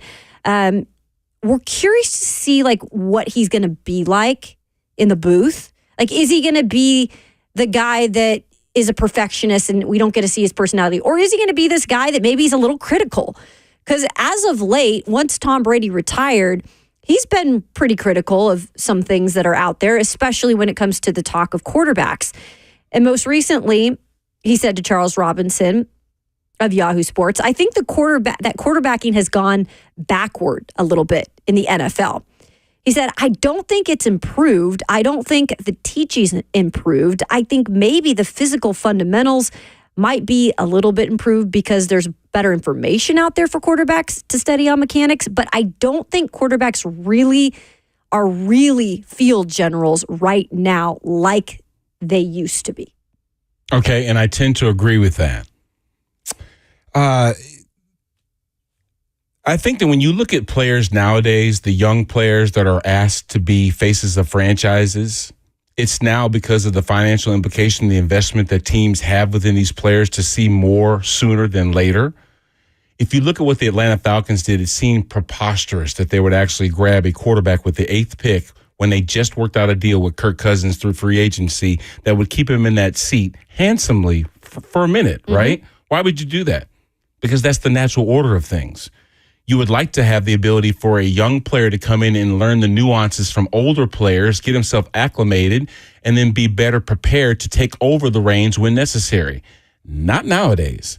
Today we draft Caleb Williams, Caleb Williams, and we say, guess what? Yeah. You've got to be better than the guy that we tried to do this with, Justin Fields, but under the same circumstances. Now, in some instances, like in New York with Zach Wilson, you got dudes that are just unqualified to be calling plays. Matt Patricia, he did more to ruin Mac Jones's development than anything else, right? You see what I'm saying? So if they had luxury of, like back in the day, and I say back in the day, pre-93, when the CBA was renegotiated, okay, and it put more money in the pockets of unproven rookies until the Sam Bradford deal had to be put on stage and say, hey, look, we need a rookie cap to make sure that these rookies, unproven, aren't making so much money that it affects our cap and our ability to keep veteran players. But nowadays, I think that when you look at getting them on the field and getting as much value as you can from a player early, that seems to be the incentive, right? Get as much as we can from this guy before we have to then take the option of paying him or not paying him. And another thing, when you're now having these younger players get on the field sooner to do what they need to do to prove themselves, it almost looks like you have to model the college model to make sure that this guy can do some of the things that we saw him do in college that made him a first pick or someone that was viable, like looking to the sideline. These kids in college, they're not going out there running a system on their own. They're doing something, where clapping their hands, right? And then they look to the sideline. The defenses don't even have their hands in the dirt because they know that the guy ain't going on the first sound that they hear. He's going to wait to get the play from the guy on the sideline. Well, guess what? A more proven, a veteran quarterback doesn't have to look to a coach or listen to his headset to make the right decisions because you think Aaron Rodgers is listening to Nathaniel Hackett about what to do when a look that he sees? No. But do you think that Caleb will be looking to the sideline? Yes. Do you think that J.J. McCarthy will be looking to the sideline? Yes. Do you think Will Levis will be leaning on, obviously, what Nick and Brian would like to have him do? Of course, until he feels comfortable enough to put his own spin on things and know exactly where he's going with the football in every single instance. So the fact that we've got younger players that are on the field that are less qualified and we need to baby them of sorts, bring them along until we feel comfortable for them to do it on their own is one thing, but also proving it sooner than later so we can get more value out of a guy before we need to figure out if we're going to trade him to Philadelphia. I say Philadelphia on purpose because we seem to send guys there all the time, or Baltimore. That's My very goodness, true. man. But either way, you see what I'm saying. If you need to get more out of a younger player, he needs to be more veteran feeling. And that doesn't always come along with the pick that you just grabbed. Sure. And look, I mean, development starts way back in high school. And I would say that some of that goes to show that maybe one quarterback compared to another coming out of college is probably not as prepared, right? And maybe some of those guys that are really special can come out of the gates and be that guy, can be that starter and be that franchise guy. But most of the time, that's not the case. Even with Patrick Mahomes, we saw him sit for a minute and have to kind of really realize, okay, this is a different level. This is stuff I got to soak in with the playbook. Alex Smith, I'm going to soak in this from what you're teaching me. And then when it was his time, I think that benefited him greatly to be that guy. Now, what I will say, Brad, is even with Will Levis having to be pushed into gameplay last year because of the Ryan Tannehill issue with the injuries, I think this is a huge benefit to have Brian Callahan this year for Will Levis, because everything you're saying about development and hearing the quarterback and listening to the quarterback and trusting the quarterback in some situations. Will Levis has had game experience now at the NFL level. Now he's just got to be able to build on that. And having Brian Callahan, who is willing to listen to him, what works and what doesn't work, and maybe it's not always what Brian Callahan thinks is best, I think it's a great scenario for him. Well, it's that, and also having a guy that's as accomplished calling plays as now your head coach. Yeah. Not taking any shots at Braves, but Mike Vrabel was a defensive coach that didn't have anything to do with the development of their quarterback. Exactly. I've got to hire that dude. Well, now Brian, who is the head coach, is going to have Nick explain to Will exactly what we need. All three of us are going to be on the same page, and the quarterback coach too. All four of us are going to be on the same page as to what you need to be doing to make this offense as efficient as it needs to be. Okay, but I would say it is a luxury to sit behind a Ryan Tannehill until he got hurt and learn. And as a second pick, even though it was the very first pick taken in that second day, there wasn't near as much pressure. You don't have to worry about a fifth-year option for the guy. He wasn't taken in the first round. So it's not like you're trying to get first-round money out of this guy. You're trying to get just, hey, look, it's a respectable pick. We were aggressive in the draft on day 2 and went up and got this dude. Now we're going to have him sit behind this veteran, bring him along nicely until we get as much out of Ryan Tannehill as we can, and then we'll move him up to the catbird seat. It happened sooner than later because of injuries, because of poor offensive line play in some instances. And now you saw Will get on-the-job training that would qualify him to be the guy this year. Mason Rudolph is just just make sure that things don't go wrong. If in fact he gets hurt or something, I've got a veteran dude that can step in and do some of those things that Will has done or is hoping to improve on doing. But at least you're not in a pickle trying to get the maximum from a guy that really is still learning the ropes. Yeah, that's a great point. Really interesting. I'm excited to see how it all plays out with Brian Callahan and what he can do in terms of continuing to develop Will Levis. We have developing news from Bert.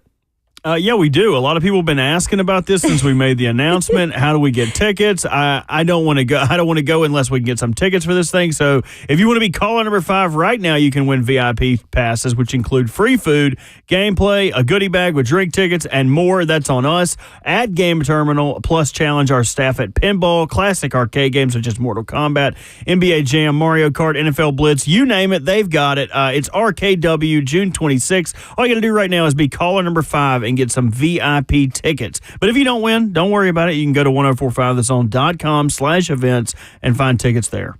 I love it. Come join where's us. Game Terminal? Help me. Game Terminal is on Terminal Street. I have to remember the exact address. That's wild, over there. by the way. Yeah, right? Yeah, I don't know the address I was either. looking it up. Either way, I guess you can get on Google, find it. So join us. We'd love for you. That's not this week, but the next.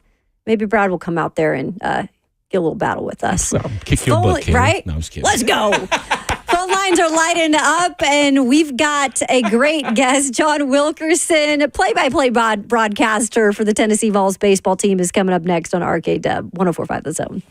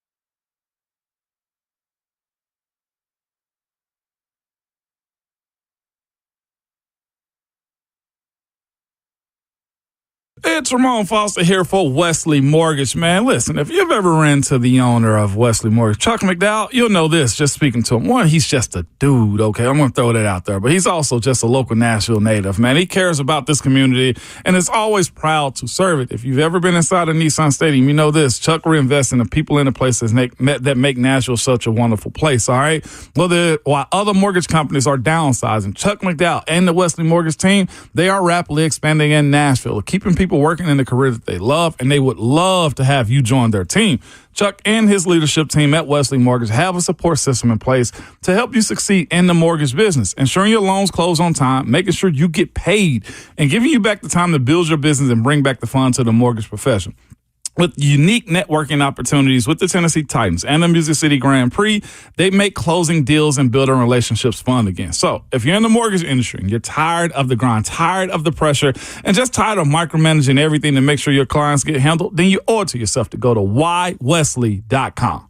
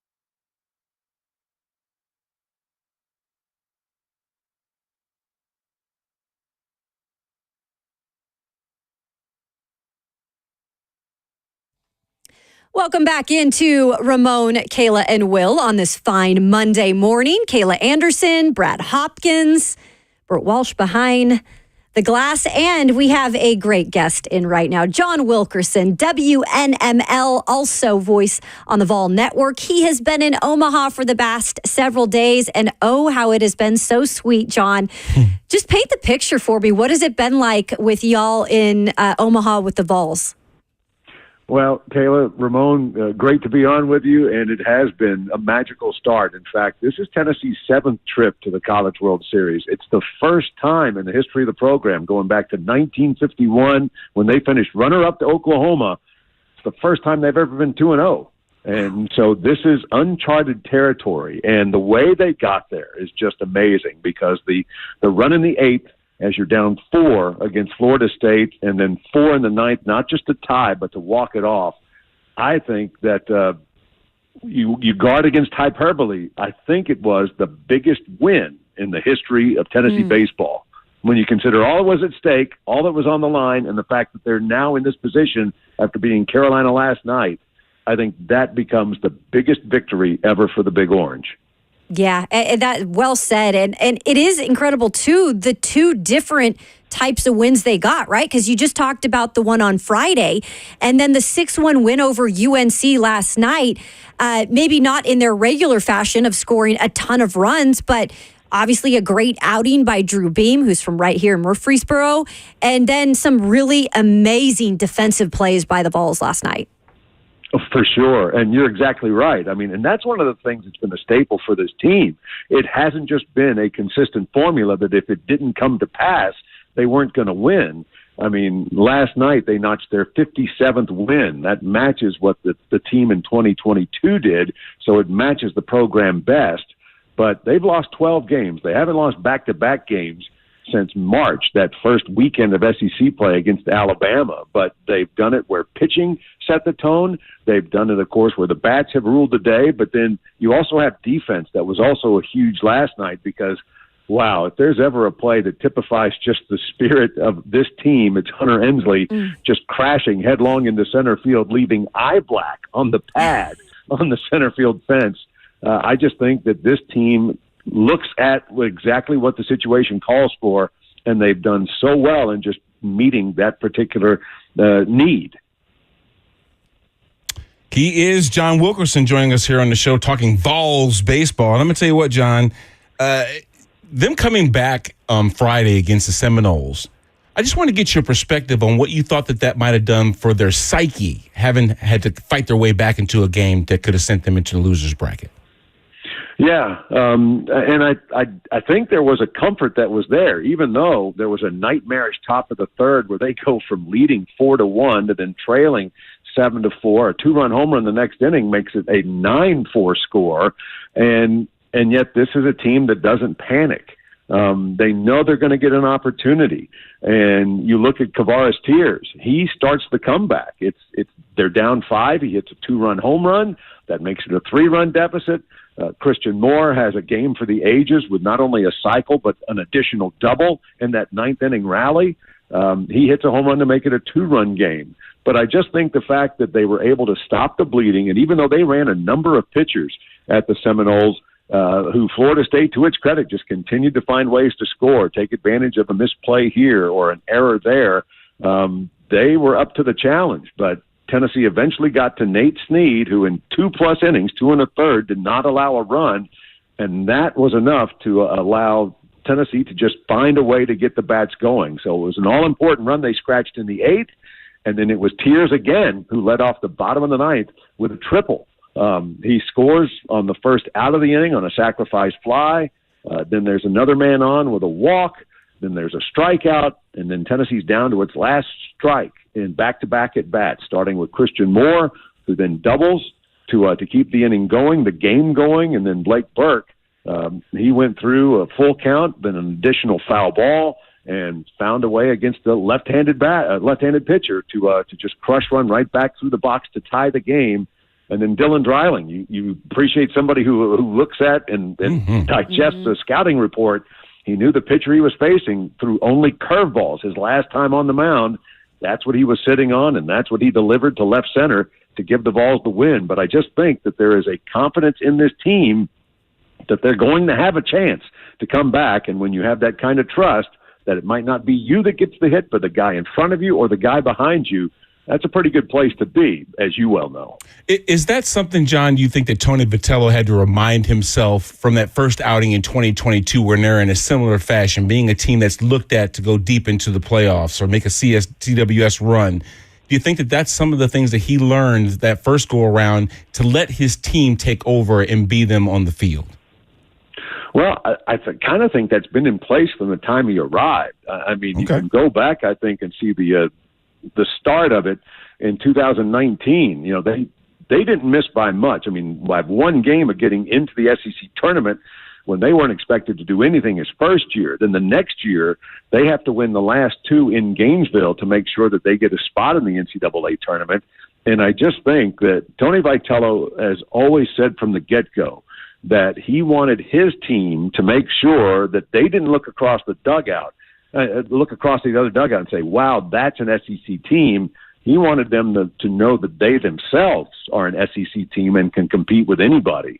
So he had to do as much work from the neck up as anywhere else. And so while there have been lessons learned by a coach who's now in his 7th year, without a doubt, the experience in 21 was beneficial. 22, of course, the huge frustration to the fact that Tennessee, best team in the country and one of the best teams ever assembled, never made it to the College World Series. I don't know that there was anything that was drastically changed, but I do think that there has been an approach. And every now and then, instead of it being just purely led by players, I do think that he knows that he wants to make sure that, as he was talking about with Drew Beam last night, you wind up getting away from just the nuts and bolts of your approach, and as he said, putting extra things in the basket. He says the more that you load down that basket, the more that you're not going to be just looking at exactly what you have to do, point A to get to point B. And so I think there have been gentle reminders over these last couple of years. Don't get focused on what might happen tomorrow. Don't get caught up in what did or didn't happen yesterday.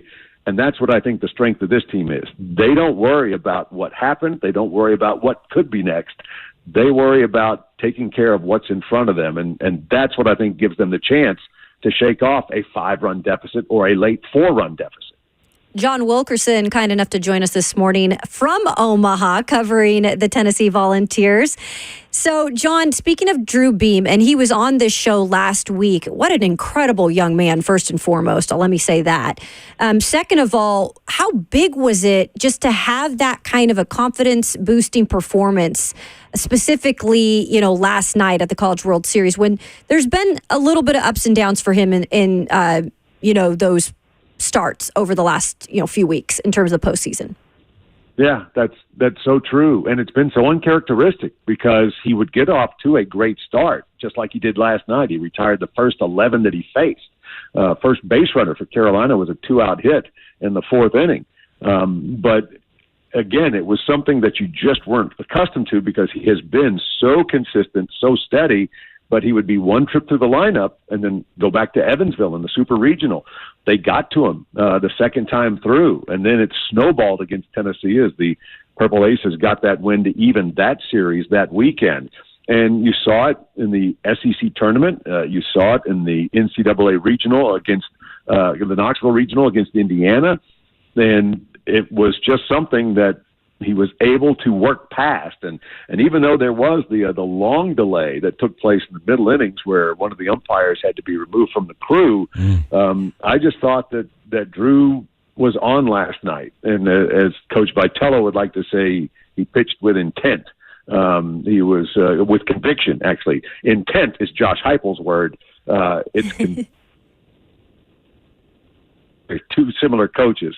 But I just really think that Drew Beam was on it last night, and I think he reached back to what was a remarkable performance for him last year against Stanford, as he helped Tennessee get its first College World Series win since 2001 last year when they staved off elimination. So, John, from here, they obviously get some rest, right? So they don't play tonight, they don't play tomorrow night, so they pick up play on Wednesday. Just how much of a benefit is it, when you're at the College World Series and some of these teams are having to fight back from, the loser's bracket and using arms. I mean, how much of a benefit is this for Tennessee at this point? How much does that kind of put them ahead of the ball? It's significant, simply for the fact that, first of all, you benefit from having a day between games to where guys that wouldn't be ready the next day if it were a normal conference set, Friday, Saturday, Sunday, now you have the chance for them to come back and maybe get a key out or two. But now you have the extra day. Tennessee still has pitchers it hasn't used. I mean, its best starting pitcher has been Xander Sechrest over the last 5 weeks in what he did going back to the regular season finale against South Carolina. And so the senior in his last 4 outings has an earned run average of less than 1. Gave up an unearned run against Evansville as he helped punch Tennessee's ticket to the College World Series. He hasn't pitched yet. And the other teams, it's going to be a knockdown drag-out potentially between Florida State and North Carolina. I mean, those are the 2 best teams from the ACC. They didn't meet this year. So both know that their season is on the line. Only one will advance to get a second shot at Tennessee, but the Volunteers are going to stick with their routine. They're going to practice again today, and then they're going to practice again tomorrow. Any scheduled lifts, they've got a local place where they can go and take care of that aspect of what they do between games. So they are creatures of habit, as most athletes are.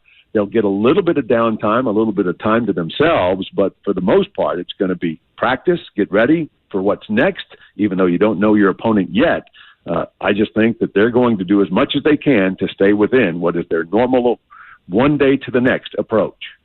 Hey, John, you say baseball players lift weights? What? Have you seen some of these guys? Yes.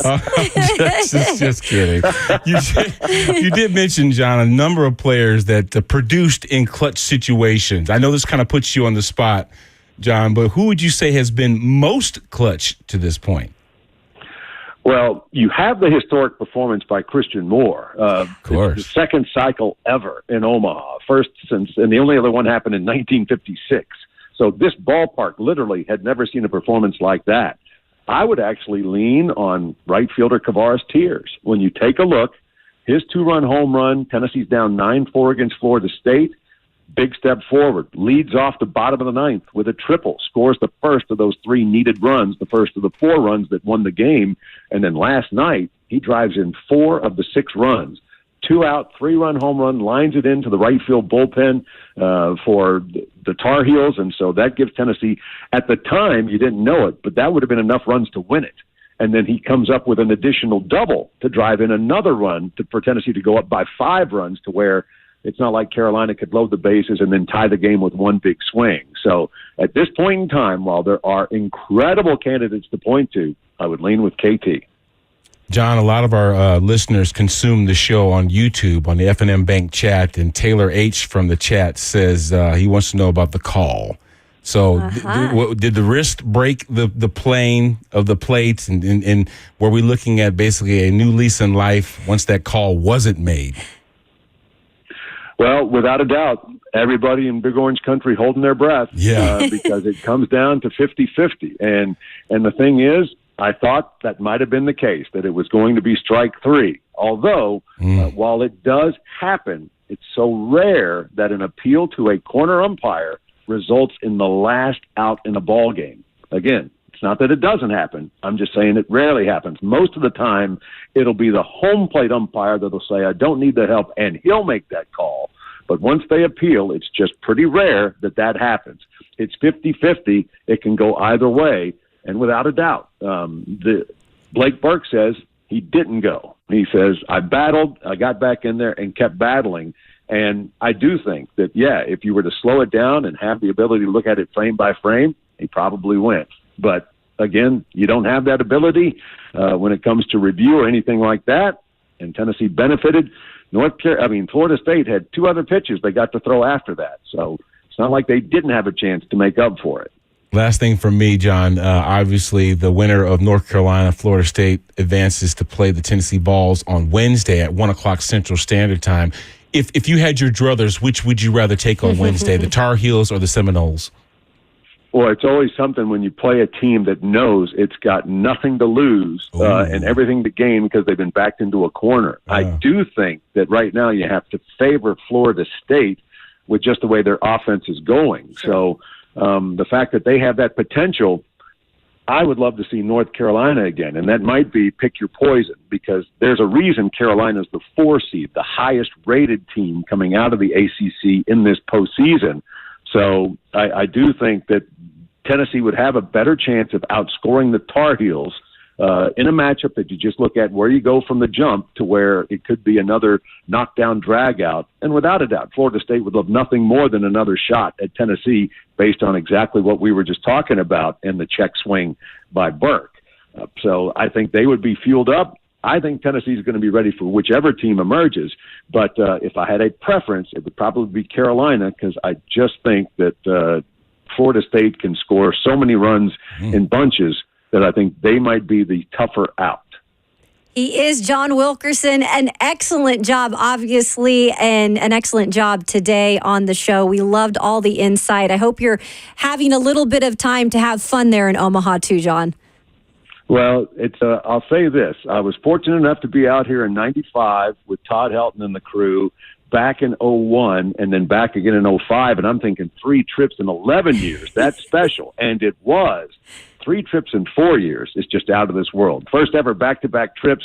Yeah, there's no doubt about it. There are places that you love to go, and I'm looking forward to doing exactly that. But I'm just thrilled to see these guys benefit from the hard work that they've put in one day to the next, and all the stuff that you don't see and what they're doing to try and make something really special happen. Hey, John, you better run over there with Rockies and grab yourself a Jello shot, man. Right. We're down to LSU's record. So that's pretty incredible. I'm telling you, the Vols are showing up over there in Omaha, and we would love to see continued success over the next week or so. Thanks so much, John. Thanks, John.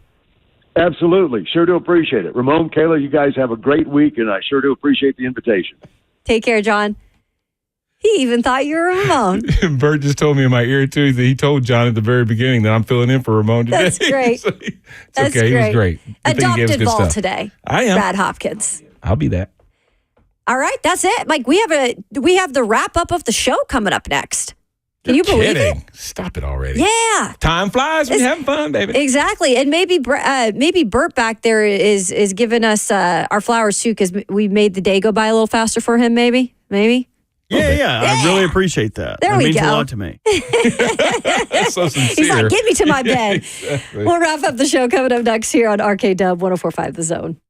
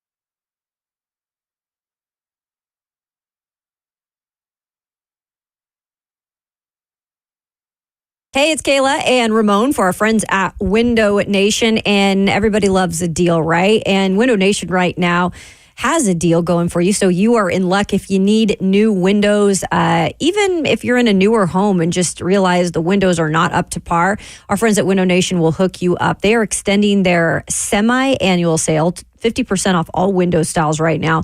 Plus, get 0% interest for 5 years.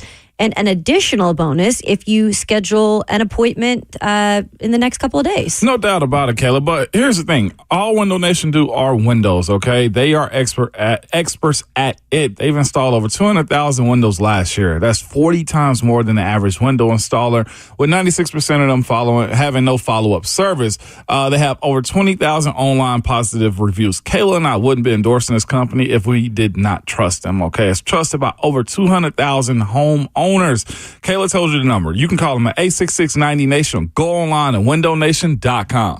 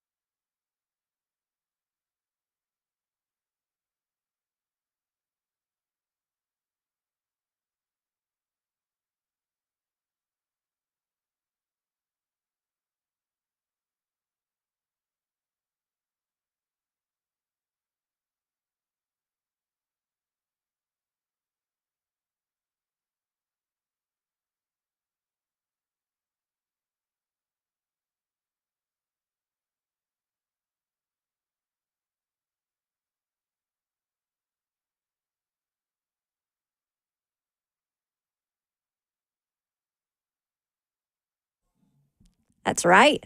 Grooving into the final few minutes of RKW. Hey, maybe we caught you on the starting end of the Buck Rising show, which is the Lucas Panzica show today, I'd like to say. The OP show. I'm sure Buck is loafing. That's just a prediction. I actually think he's in today. Oh, is he really? Surprise of all surprises. Buck. Golf clap. Jackson. Golf clap there for Buck Rising, who is in today, too. So, had a pretty fun show today, Brad Hawkins. Yeah, thanks for jumping on today and hanging out with us. What a great weekend to talk about, like if the Vols didn't have the series that we've seen to this point starting on Friday. Yeah. And of course, the other things that we talked about today, it just made Monday easier to get into. OTAs are in the rear view. We won't be talking that much Titans unless there's some little minutia to discuss here and there, but they won't be taking the field until July. So for it being kind of a quiet Monday, it was actually rather exciting. That's why I love it in terms of this time of the year, with whether you're a Vandy baseball fan or you're a Vols baseball fan. We talked about this earlier in the show.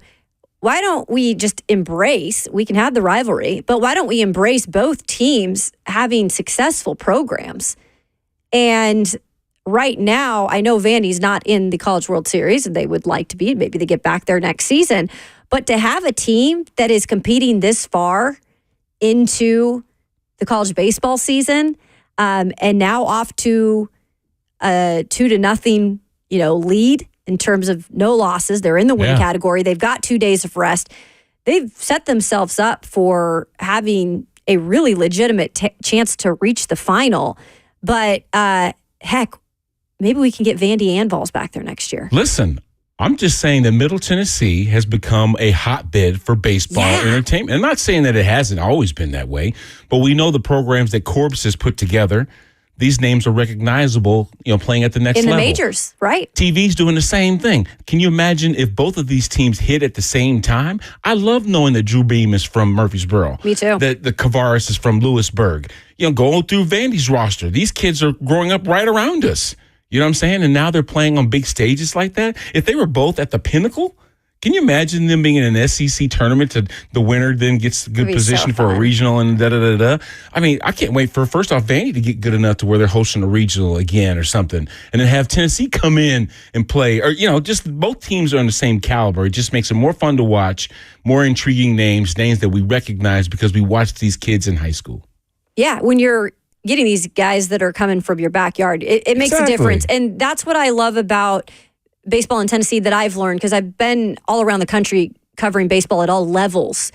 And what I will say that the South should flex about right now, obviously they should flex because the SEC and ACC are the only two conferences representing in the College World Series.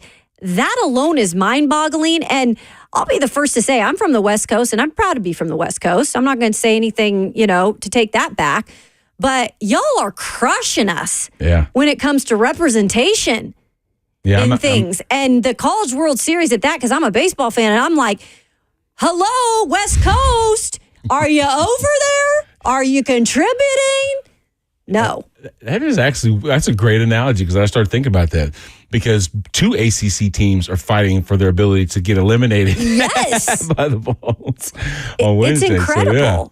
So, So take a bow. Take a bow if you are from the SEC or ACC and representing. It's a pretty incredible feat at that. And I think this is going to make for a really good series down the stretch, whether it be North Carolina or Florida State that they get on Wednesday. But I think John Wilkerson, who joined us in this last segment, I think he's right.